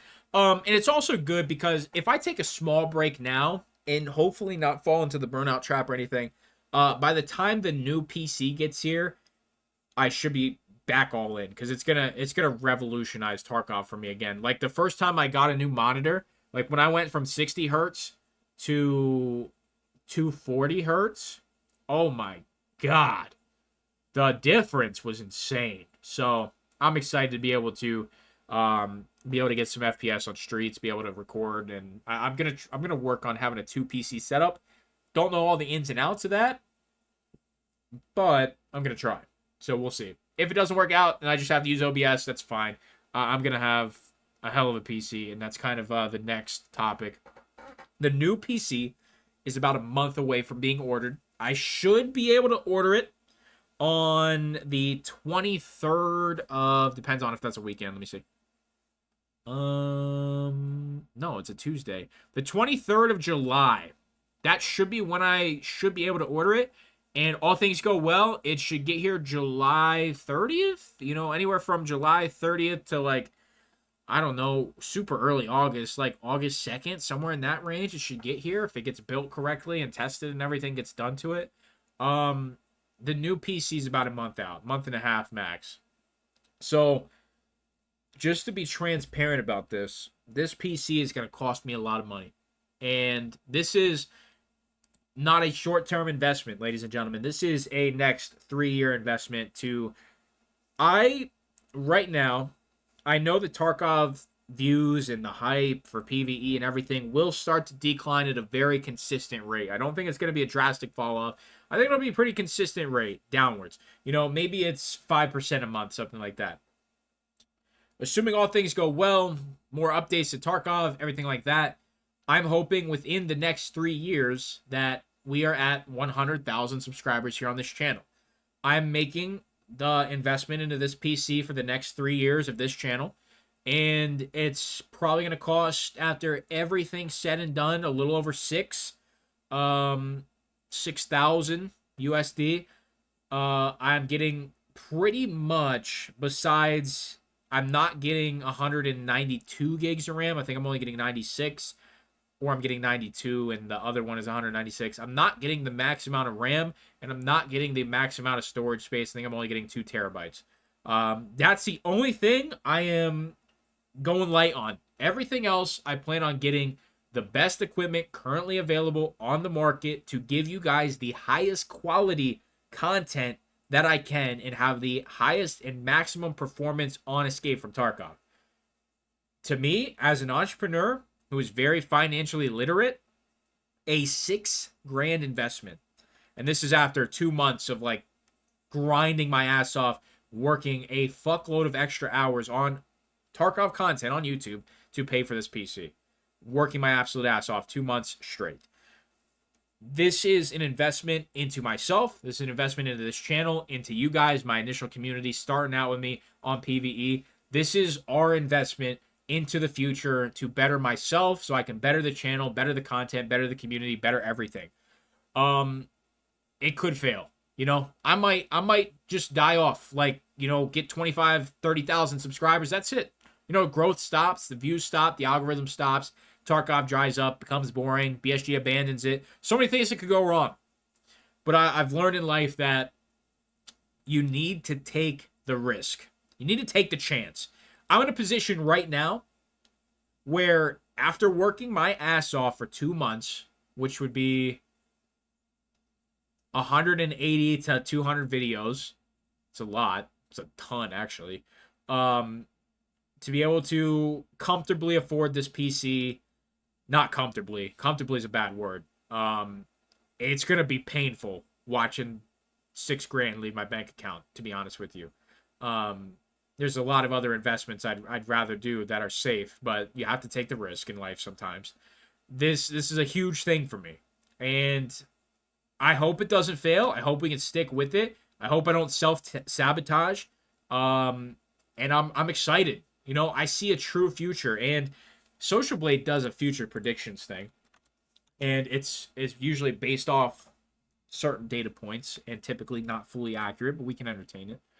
So Social Blade has me hitting 100,000 subscribers in 23 months. So it also has me hitting 25,500, which is about 2,000 subscribers away, in 2 months. That's not accurate. That should take me about 20 days. So it's fairly inaccurate, but at the same time, it's fairly accurate. If we keep going at the rate we're going, we should be at 100K in about, give or take, a year and a half. The problem is finding new viewer discovery and new players to Tarkov and, you know, getting them on the PvE train. We are kind of separating ourselves from the PvP side of the game. So there are some issues with that, right? So assuming the next 3 years, we have 100,000 subscribers. If we get to a point where I can hire an editor on a per video basis, not like a full timer, but per video, 3 videos a day, that's a lot, but I'd be willing to do it. And if the channel is making money enough to where I can support myself, pay my bills, and do this full time. Right now, I'm not full time, even though I'm working my ass off. I still do other work. I still have another job. So if we could ever get to a point where I'm full time Tarkov, I hope this PC is what started it. And this is a huge investment for me. It's scary. You know, $6,000 is a lot of money. To some, not, but to me, I've never been super wealthy. Even though I say I'm an entrepreneur, but I'm not a successful entrepreneur. You know, I do not make 6 figures in a year. No, I make the average salary that the typical U.S. male makes, which is, I think, clear each and every year. You know, I'm lucky to touch 40. All right, I'm in the struggle bus town, so this PC's a big thing for me. And with your guys' support, we can keep fucking doing this thing. We can keep fucking grinding. And we can prove all these motherfucking haters wrong. All these fucking non-believers. The non-true believers. People who say PvE's a scam. PvE's not fun. All of them. Fuck them all. It's us, baby. You, me, and the rest of the community we got here. Let's fucking do this thing. And, I'm going to pull the trigger on this fucking PC in a month. It's going to be scary. I'm not happy about it. But I'm going to do it. And we're going to go balls deep into this motherfucking content thing. So, yeah, man. You know, like I say this a lot. And I know some people just might not fully believe me. But nothing I say is ever a flex. It is just to be transparent. Because I'm a very transparent person. It's the best way to be a content creator. Hiding things, being scammy, being scummy, being not authentic. And, you know, it's like if you're authentic and true to yourself, you don't gotta lie. You don't gotta be somebody else. And then when you slip up and get exposed and wonder why, it's because you're a fake piece of shit. Not me, man. Not me. So, speaking on me being authentic, you guys want me to stream. You want me to stream on Twitch? It's not happening. It's not happening. Guys, I don't stream. I won't stream on YouTube. I won't stream on Twitch. And it's not for some weirdo reason. All right? It's mainly because my attention span, I can't focus on you guys and focus on the game. I can't do it. I've tried it. I've streamed Call of Duty. When I had 10 people... All right, listen. The most I've had in my streams like 30 in Call of Duty days, like Black Ops 3 or something. 30 people. Listen, guys, 30 people. There's thousands of you that view my channel. 1.3 billion in the last 50 days. I couldn't even handle 30 people. It's too many talking heads. All right. I can't handle it. I just cannot. My brain can't lock in and then also lock into chat. And another thing, I so often get distracted and just like sometimes literally in the middle of recording videos, sometimes my recordings are 3 hours long because in the middle of a recording, I will get up and leave and I'll go do something else. Like I'll go get lunch just in the middle of recording. Like if I have like 4 bad takes in a row, I'm like, fuck it. I'm just going to go get lunch and I'll be refueled. I can't do that in a stream. Like I could. I just say, fuck the chat. Bye. But that's not me. Like, I don't want to be that guy. So, guys, unfortunately, streaming is just not for me. And I hope you respect that. You know, like, I know you guys want to support me and stream. Like, you want to be with me there live when I'm either doing Uncut, Unheard, or other shit like that. Listen, like, I just can't do it, unfortunately. So, I really do appreciate... Oh, okay, one other thing. A ton of people have been following me on Twitch. Guys, if you don't want your follows... Is this going to play audio? All right, we're good. If you don't want your follows like all bogged down or anything, like you don't have to follow me on Twitch. You don't have to do any of that. Mainly because I just simply like don't stream, man. I just will not stream on Twitch ever again. I don't support Twitch in any single way. Twitch is super scummy, and I just don't support that thing. Can I see how many followers I have? Yeah, in the last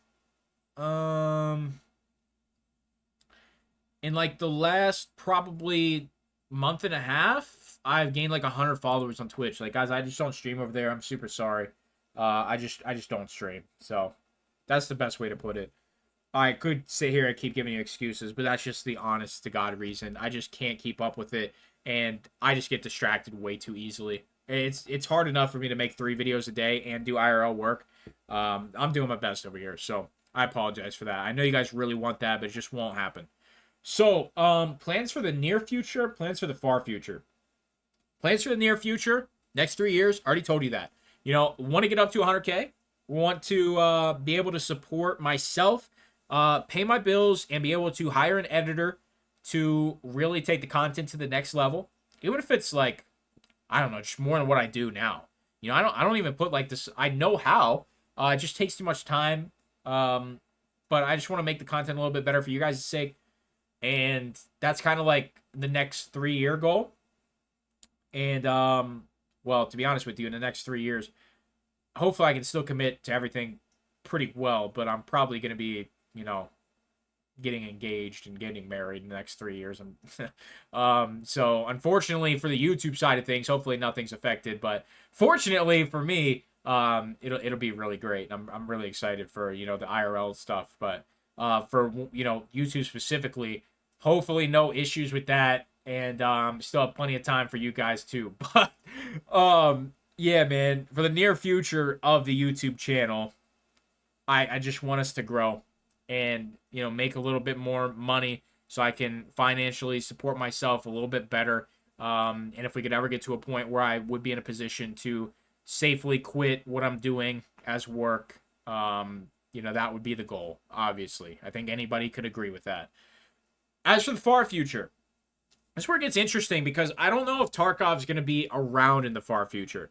You know, when Russia 2028 comes by and, It depends on how much Tarkov gets updated. The future is not very clear with Escape from Tarkov. Once the content's done, once the game is released, if they abandon it, they abandon it. And that could completely tear apart what we have going here. And I would hate to, because this channel is called Acez EFT, and I want it to be that forever. I will obviously play Russia 2028. It's a BSG project. Definitely going to play it. And I have covered Zero Sievert here, and I've covered Road to Vostok once. I think I've covered Marauders maybe once. Maybe it was on Acez Gaming. I don't remember. But this is largely a Tarkov channel. I don't want it to be an extraction shooter channel. So, I will always try to redirect you to my other channels, the Acez Plays channel or the Acez Gaming channel for Call of Duty. I always try to redirect you because I'm very in tune with how the YouTube algorithm works. And I'd never want to get off of the Tarkov algorithm again. The occasional Zero Sievert video actually doesn't fuck up like the algorithm at all because it's an extraction shooter. But, it's just one of those things like I want to be sure I'm locked into this niche and I don't want it to go anywhere. But it really depends on the decisions of BSG, Nikita, and all that. So, it's just one of those things like it is what it is. Damn, I just realized this is going to take so long to render. That's going to be so ass. All right, well, it is what it is. Wow, it's going to take a long time, actually. My GPU is going to be, and CPU, they're going to be screaming at me. They're going to be pissed. But yeah, plans for the far future, I have no clue. It is so unclear, and it could go any way. So I'm just hoping that we get our shit together. We can get at least 100K. At least I'll have, some sort of relevancy. And, it'll secure my future a little bit more if we kind of know what's going on. But obviously, we have to live in the now, and we don't know what's going to happen. But that's that. We are wrapping this one up. We are getting very close to being done. And I do appreciate you if you watch this long. You're such a great supporter. Like, I can't even describe that. You listen to me for 2 hours. Come on. Like, you're the fucking GOAT. Let's be honest. So the next thing I have written down is Uncut and Unheard will change. Now, the changes have already gone into effect. You just haven't seen them yet. So at the time of recording, which I need to actually upload an episode right now. I'll do it as soon as this is done. Probably do that before I start rendering. It's going to be episode 52 tonight. This will come out tomorrow. This will probably come out after Uncut, assuming I get the scheduling correct. So, it should be on episode 53. I don't watch the episodes back. I just assume they're fine, and I upload them, and I just do the rough timestamps, and that's it. I just skip to when the raid ends and it starts, really. But those are still like a month old. And that has changed very, very, 180. So what I've been doing is I actually stopped recording Uncut and Unheard for probably 3 weeks. And I have recorded a few episodes here and there. And the new format is going to be a lot closer to the upload date. And the episodes will be a lot longer. So I believe we are currently on episode 76. The changes fully went into effect in episode 75. I believe episode 75 will be roughly 2 hours long. Episode 76, I think, is 3 hours long. So we have abandoned the hour long, and we have gone to 2 to 3 hours long, so more content in one video. But the videos will be less frequent. They will not be every single day. And they will also be closer to the upload date. So let's just say I have a lot of time during the day. I just want to play some Tarkov, vibe out, have fun. I will hop on, record for 3 hours straight. It's almost like a mini stream, a mini VOD. And that will be the Uncut and Unheard episode. Unfortunately, because I have Kappa now, most likely Uncut and Unheard is going to pick up at a point where I'll be going for Lightkeeper. And originally, I wanted Uncut and Unheard to be the entire task chain, everything. But I realized very quickly that was not possible. And this is pretty much the first time I've actually talked about this. It became so much of a burden to constantly be recording and uploading the VODs that I just kind of had to stop. It was so many extra thumbnails, and when it feels like work to me, I don't want to do it. and it began to feel like work, so I had to lay off the gas. I was getting burnt out, and that was obviously like, I don't want to get burnt out at all. So I had to give it a rest. So the Uncut and Unheard series won't be retiring, but it will be slowing down here in roughly 25 days. So probably mid-July is when that's going to slow down. And that actually works out because, there's going to be viewer fall off, but they're still at about 1,000, so I still will have some sort of obligation to keep up with that. But another thing that will kind of be taking the place of that long form content will be these podcasts. It will also be the viewer kits. I want the viewer kits to kind of be an additional upload. I don't want them to be a true upload as in like an informational style upload, because it's more entertainment. So the viewer kits could also take that place. I'm going to be purchasing a additional PVE account to do a PVE hardcore mode. And we're also going to be purchasing an additional PVE account too, unless it's expensive as fuck, unless it's like $100. But if it's like a $40 upgrade, I'll do it. I'll invest just for the channel. I have two standard accounts right now. I want both of them to have PVE access. One, I want to do a video for every single task in the game. Every single task, starting from ground zero or just getting the fucking Salelas, anything. I want it to be every single task in the game. I want to have a guide for it for PVE. I think I'm definitely missing the window. I'm definitely missing the opportunity now because if the guides were already uploaded, by the time that the standalone PVE becomes purchasable, those people could watch it. However, unfortunately, I've already done the task, and I don't want to just, make an offline guide or have the completed task already on screen. It's not really my style. I like to do it live. So, excuse me. Oh man, dude, the throat is cooked. It's so cooked. It's so cooked. Let me hydrate. Hashtag hydrate. Goodness, I appreciate you guys dealing with my shit. I could edit this out, but I just don't fucking feel like it. I only have 2 edit timestamps right now. I'm gonna have to do 2 edits and then render this bitch for fucking 2.5 hours. It's gonna be ass. But, gotta do it. I genuinely have to cough. I'll probably edit this out for you. Hold on. Yeah, we are smoked on the voice, but that's kind of the goal. I want 2 additional PVE accounts. One to do completely hardcore PVE. I'm going to make my own rules for that. I'm going to do a PVE hardcore. If I'm the first one to do it, awesome. If I'm not, whatever. I'm going to make my own rules for that. You will be able to use Flea Market for certain things, such as keys and shit like that. Like, I'm not playing the key game. I'm not doing all that shit and doing useless episodes and shit like that. Maybe like the first episode, I get to start with a knife. I don't have to get a knife. That could save me 6 hours. Like, shit like that in hardcore matters, and it's a huge time saver. So we'll see once that comes out what we'll do with that. But there will definitely be not as many restrictions as a true hardcore playthrough. What else we got here on the list? So we were talking about Uncut there. We kind of transitioned out of it a little bit. Hardcore, we just mentioned. All the tasks we mentioned. So all of this that I'm talking about, hardcore and the task guides, everything, that is under the assumption I do not get burnt out. Now, you would think as somebody who is an entrepreneur and financially literate that, I would see the potential in the growth and the potential revenue this channel could make in the future. Unfortunately, I am somewhat of a self-sabotager. I like to build projects, but once they are at a comfortable state, and we'll talk about comfortability here in a second. Once they are at a comfortable state, I'd like to work on another project to build something else. And the reason I do that is for multiple sources of revenue.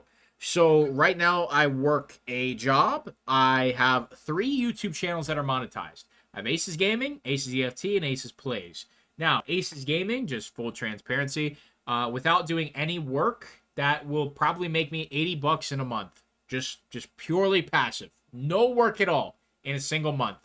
So that to me is worth it. All the time I put into that, all the money it made during the actual videos, but then the passive income, that's worth it. So Acez Plays, for full transparency, last month made $1.50. That's obviously not worth it, and I haven't really done much more with it. So I like to build these little tiny revenue streams and see what we can build them into. And right now, obviously, the Tarkov channel is doing very well. And as myself, I need to be able to recognize that and not let my like actual human emotions of not only being lazy but just having a low attention span and moving on to another project. Like, I need to not let that take over. I need to fight that. I need to be able to recognize when it's happening, which I have been, and be able to control myself. I'm a human. I make mistakes. I have emotions just like all of you. And sometimes it's hard to resist to like right now, if I wanted to go watch another episode of Vikings or something, like, that'd be sick. But I decided to record this podcast. I could have knocked out 2.5 episodes of Vikings. Like, I need to make the conscious decision not to waste time and to just stay in grind mode. Like, I know it's healthy to take breaks. I know it's healthy to take you time, but as an entrepreneur, it's hard to turn off the switch. But when the switch gets turned off, it gets turned the fuck off. Like, it's hard to get me back on something, which is scary. So I assume I have no burnout in all the things I am trying to say I will do. If burnout happens, it's a toss up, and I don't want that to happen at all. I think we have a once in a lifetime opportunity for my life to change here, and I would want it no other way, with no other game, with no other circumstance, with no other community. So yeah, very blessed, as I always say. So I want to talk about what has happened in the past that has drove me away from Tarkov and why I feel like it's kind of happening now, but it's not. So in the past, what happens is I play a ton of Tarkov and I make the content. And then what will happen is the views will start to decline and my mental capacity to deal with the negativity starts to decrease. So as people leave the game, you start to only get the people who are really enjoying it and the people who are negative about it. And we've had that happening now, and that's why I kind of been feeling it. The more negativity that is spread about the game, it ruins my mood. Like, I love the game so much, and the people that come on my channel to spread negativity about it, yeah, they just get blocked. But at the same time, like, I don't want to hear that shit. I don't want to read that shit. I want to enjoy the game. I know what the game is. I have 3,000 fucking hours on this game. Like, I know there's a lot fucking wrong with it, but it's still fucking amazing. So, as the views go down and the more negative Nancy's come in, it starts to like fuck with my head. And it's just like, damn, I don't want to do this shit right now. And that's kind of what feeds that burnout a little bit. So yeah, that's kind of where that's at. And also combined with all that, like the state of comfortability. That's how I have it written down here. When I am too comfortable, I slack. Like, I need to be in a state of uncomfortability, and I need to always feel like I'm almost like in a survival instinct. And I need to be making decisions that are going to better myself, better the channel, better my family, whatever the case is. And if I feel like I'm just autopiloting, like right now, I feel pretty comfortable with the channel, and I want to make sure I'm doing things, different kind of content that makes me uncomfortable. That's why I did the flea market manipulation Acez effect video. I made myself uncomfortable to snap myself out of finding some sort of easy views and easy content. Like, no, I need to keep being, I need to keep what's the word I'm looking for? Ingenuity, but like the act of doing it. Of what the fuck is the word? I don't know. I can't think of the word right now, but I need to keep having ingenuity and keep having new ideas and keep thinking outside the box and continue to expand what we're doing here. And if I'm too comfortable, if I'm just making an uncut video and I'm just making a skill guide video and I'm making a PMC spawn video, it's all easy content. There's no work going into that. So what did I do the other day? I spent 2.5 hours farming a fucking marked room, and that video did great. So I made myself uncomfortable, I did a lot of work, and I got rewarded for it. So the state of comfortability is a very dangerous thing for me on this channel, and I do not want to be comfortable. I want to be working. I want to be, I just can't think of a word, experimenting, and I want to continue to strive to make the content better and, yeah, just do some new stuff.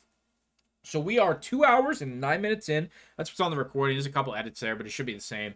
We're getting into like the more personal side of things, and I feel like the YouTube stuff is definitely personal, but this is like, it's not gonna be like, my life story or some bullshit, but it's just like more personal. But I'm just way happier in life right now as a Tarkov creator with PVE than I ever was with PvP. My mental health for this game, like, it's kind of a taboo topic to talk about. Especially like being a dude and shit. Like, it's just like we're supposed to be fucking robots and it's stupid. But it's just like with PvP, the amount of negativity, the amount of cheating, the amount of just not being able to enjoy the game, like, just like, it sounds stupid when you say mental health for the mental state of a video game, but like, genuinely, I've been so happy playing this game. Smile on my face every single day. Like, yeah, I rage and yeah, I get pissed off if I die in a raid or something, but I'm so happy playing this game. And I think a lot of the community is too. I think we're really enjoying PvE, and that is what we need. We need to be happy and enjoying what we're doing. So, yeah, man, I've just been way happier with PvE. So, the next one here is personal life is chaos, managing real work with Tarkov work. A lot of work goes into this channel, ladies and gentlemen. 3 videos a day. The Uncut and Unheard series has all been already pre-recorded, so that's a lot of weight off my shoulders. But once that runs out, that's going to be kind of ass. But, thinking of 2 videos that I want to upload for a day that aren't repetitive to the previous day, recording them, editing them, rendering them, doing thumbnails, doing the title. It's a lot of work. And then I try to probably be working on my, regular job at least 8 hours a day, sometimes more, sometimes a little less. And then also managing family and other IRL responsibilities, paying bills, going to whatever I need to go to for whatever reason. There's so much that happens in life, as you guys know. All of us have shit going on. And it's definitely fucking chaos right now. And I told you earlier, I have no work-life balance at all. I'm terrible at managing my time. And yeah, it's just been fucking nutty right now. And I've been loving it. There is so much calm in the chaos, but at the same time, I feel like I got no time. It sucks, but it is what it is, and I take that on the chin. And it's like, hey, we're working. It's grind time, baby. So I have here a personal goal is to get 100K subs, mainly for the plaque. I want the plaque to remind me every single day how far I have come. I am not a believer in holy fuck. Participation trophies. Jesus Christ. I almost had like a whole fucking stutter there. I'm not editing it out. I'm human. I don't believe in participation trophies at all. I have some. When I was a kid, I played baseball. And every single year in baseball, I don't know if you guys know if you played any sports. If you played soccer when you were younger, I don't know about basketball, but definitely baseball and soccer was super normalized. You would get a trophy at the end of every single season, no matter what. Now I have a couple medals and 1 trophy and like 2 medals for being an all-star. I those are dope because I played well enough in a season where I got to be an all-star on the team, and I also have a state championship trophy which I won for being a state champion. I also took an L in another state championship, which was fucking ass, but being a state champion is fucking insane. And I also have a division trophy as well. Those trophies are sick, but like just a trophy for being on a team, I don't believe in that. So when I get to 100K, and I truly think it's when, not if, when I get to 100K, I want that plaque to sit right in front of me on the wall, and I can look up at it and be like, holy fucking shit, I accomplished 100,000 subscribers. And it gives me goosebumps just talking about it. Like, that is such an unreal achievement that, only like 0.5, 1% of people are going to do in their life. Like, that's a truly extraordinary accomplishment that you have to grind and work extremely hard for. You have the outliers that just get it in one day because they blow up on TikTok or something, but my channel here, Acez EFT, which has the most likely chance to do it.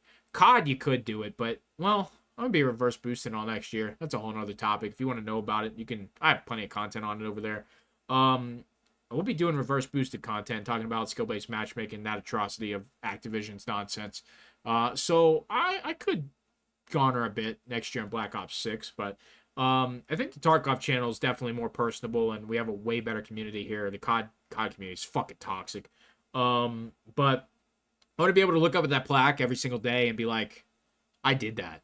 You know, I fucking did that. Like, I don't look at my baseball fucking state championship trophy every single day and be like, damn, I did that. Like, I was a fucking great baseball player. No, dude, that's fucking what are they called?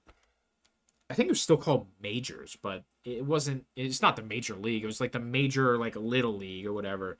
Um, it's just like, you know, I'm just like, I don't look at that and feel great. I want to look at something every single day and feel fucking proud. And that's what that 100K plaque is going to do. I feel pretty damn proud of what we built so far. I feel like we did a pretty fucking amazing thing here, but I want to look at a plaque and have something physically in front of me. I think there used to be some sort of award for like 50K, but I think they got rid of it. I'm not sure. I know there's like partnership or whatever places that used to do it, but I'm not partnered with anybody. I'm just me. So, the other thing I have written here is I really want to help out members of the community in the future through giveaways. I think we talked about this, but I also have here about hiring an editor, which we've talked about a bunch already. I want to be stable enough with the channel and the revenue coming in that I can do things for the community. I can gift standard accounts. I can gift PvE accounts. I can give away stash space. I can give away clothing. We are doing some stash space giveaways here soon. I've been very behind on that. I have one for EU and I have one for US. And it's like, I think each of them is 14 lines. So 14 different giveaway winners. I'm probably going to give away some to my mods. I'm probably going to give away some to the Discord and then some to the YouTube like I've previously done. And then we'll have to redo some of the giveaways from the first one of people who didn't claim. So I'm going to probably give them like another month or something though. So, relax on that. But I want to be able to do that consistently. Like, for example, I don't want to be Pastilli, but Pastilli gives away, when he does his like subathon, gives away so many PCs and stuff. And, the stuff he does for charity. And I know, Dr. Lupo doesn't really stream Escape from Tarkov anymore. But all the stuff he did for St. Jude's, like, that is amazing. That is truly amazing work. And I want to make, like, a difference like that one day. And maybe I never do. But to even have the dream and to aspire to do that, I think is a good thing and not a bad thing at all. So I want to kind of... I don't really want this to be like the last thing we talk about almost, but we only have like 3 things left. The editing thing. Editing is the one thing, and it's why I made Uncut and Unheard uncut. Editing is the one thing I do not like doing about Escape from Tarkov content. And you could say, in theory, that if I streamed, it would take all the work out of that. Yes, you're right. Still not going to stream though. I do not like editing because I sit here and record the content and then I have to watch the thing I just did over again. It is number one, not time efficient. And when I write down the editing timestamps, it's fine. But when in a video I make so many errors and there's so many nuances and there might be gaps in a sentence or something that need to just be shortened up. There's a lot that goes into it. There's a lot that goes into video editing, and it's just very time consuming. And the longer the video, the worse it is. And then the rendering and all of it. Like, I have to have the best internet package in my area just so I can upload this content in a reasonable amount of time. So I'm paying like $200 a month just for internet, which is ass, but it allows me... I don't even think it's that great either. What do I have? I think it's only... Can I run a speed test while I'm recording on OBS? I think I can. I don't even remember I think my upload's only 50. I'm paying $200 a month for 50 upload. Download, I think, is 1,000, right? It won't even connect. Hopefully this won't fuck up my OBS. Yeah, so I have 1,000 download, which is great. Don't get me wrong. It's definitely great for anytime there's updates or getting a new game or something like that. Having the download's great, but my primary purpose is uploading. I used to have fiber. I wish I could get fiber again. They offer fiber here, but it's a new company. I don't trust them. Yeah, my upload is 50. So having a 50 upload is just way too low for me, and it's the highest thing offered here. And it's like 25 upload is still like 150 bucks. I said, fuck it, give me the best one. Like I said, there is a fiber company now that's here, and I'm interested, but it's a brand new like startup internet company in this area, and I'm just like, nah. I used to have fiber, where I used to live, and holy fuck, is fiber amazing. Fiber's different, bro. Dude, the moment I got fiber for COD, I never lagged again. Never, dude. Fiber is game changing. And that was only 100 up, 100 down fiber. Like, I got the lowest package fiber, and it was fucking game changing. I wish I could get fiber again. If I ever get like good money in life, like I ever come like kind of rich, per se.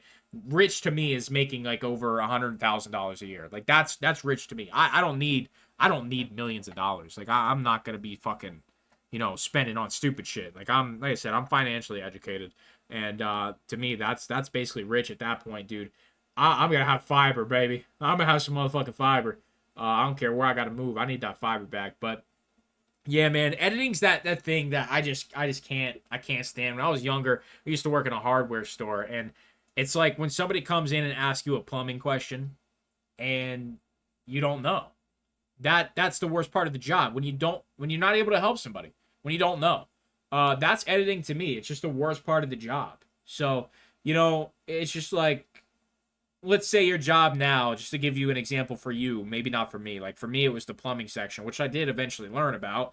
But when I first started working there, I was like, okay, I know some stuff about the gardening section. I know some stuff about like the hardware section. Like, if you need stainless steel bolt versus a galvanized bolt, if you need a grade 8 bolt, like I know all that shit, but I don't know a goddamn thing about fucking PVC. So I'm just tangenting at this point. But like, let's say in your job, they don't let you use your phone or something like that. Like, that's fucking crazy. That's the worst part of the job. You need to be on your phone at least and check in and know what's going on, like with your fam or something, like not be bored. So that's what editing is to me. It's just the worst part of the job, or if you want to call this a job, but the worst part of doing Tarkov content. I've also had some people ask me if I sleep. I do sleep. There's this beautiful thing on YouTube called scheduling. It's where you schedule out a video. So I could make this podcast today on the 21st, and I can just schedule it out for like the 23rd at any time I want. And you guys, like, I need you to know that not every video I make is uploaded on that day. Like, sometimes I schedule shit out. So, for everybody saying Acez does not sleep and he uploads too much, like, that's a compliment. And it might be meant as a compliment, but I just want to be clear, like, yes, I am sleeping. I'm not a freak of nature. And I am, like, getting the healthy amount of sleep. And I am not, what the fuck is the word? What is the word I'm looking? Dude, I'm struggling with the podcast this long. I've never done one this long. It's a first for me. Jeopardizing. I'm not jeopardizing my health. So I appreciate you worrying about me, but I do sleep. And that is actually all I have written down. All it says now is wrap up and final thoughts. So I think this was a good first episode, man. I tried to give you everything here. I tried to give you a shit ton about Tarkov. I got myself promo in. I gave you a lot of behind the scenes stuff about kind of my YouTube and how I feel about it. And this is going to be great for all the new subscribers too that have never, heard of me at all. Don't know who I am. Know nothing about me. This is going to be great for them if they needed something to listen to today or whenever. And, I kind of gave you a look into me as more of a creator and a personality and how I feel about things and how I, like I said, I focus on authenticity and being genuine and transparent over being fake and all that. And hopefully it's like after you're done listening to this, you leave here with like, Ace is a pretty cool fucking guy. And if you're like, Ace is corny as fuck, I'll support him. Fuck that guy. I'm unsubscribing. Like, that's cool too. You know what I'm saying? But if you fuck with what we got going on here, like, unfiltered most of the time. If it's a YouTube short, I gotta beep out all the cussing and shit. That's stupid, but it is what it is. But if you like what we have going on here, if you like the community, like obviously I don't expect you to fuck with every single video I make. I don't expect you to be a yes man. I don't expect you to agree with everything I do. But if overall you are finding value from me, that's what matters. That's my goal. It's to help you. It's to help my community.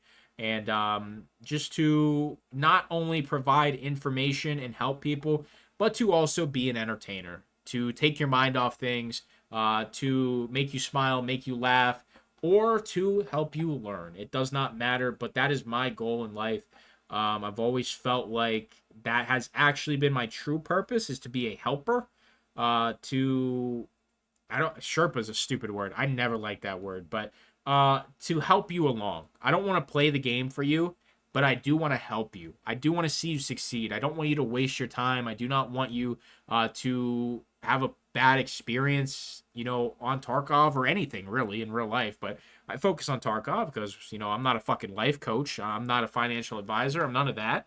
I'm just a guy who likes Tarkov and has a channel on Tarkov that you come to get information from.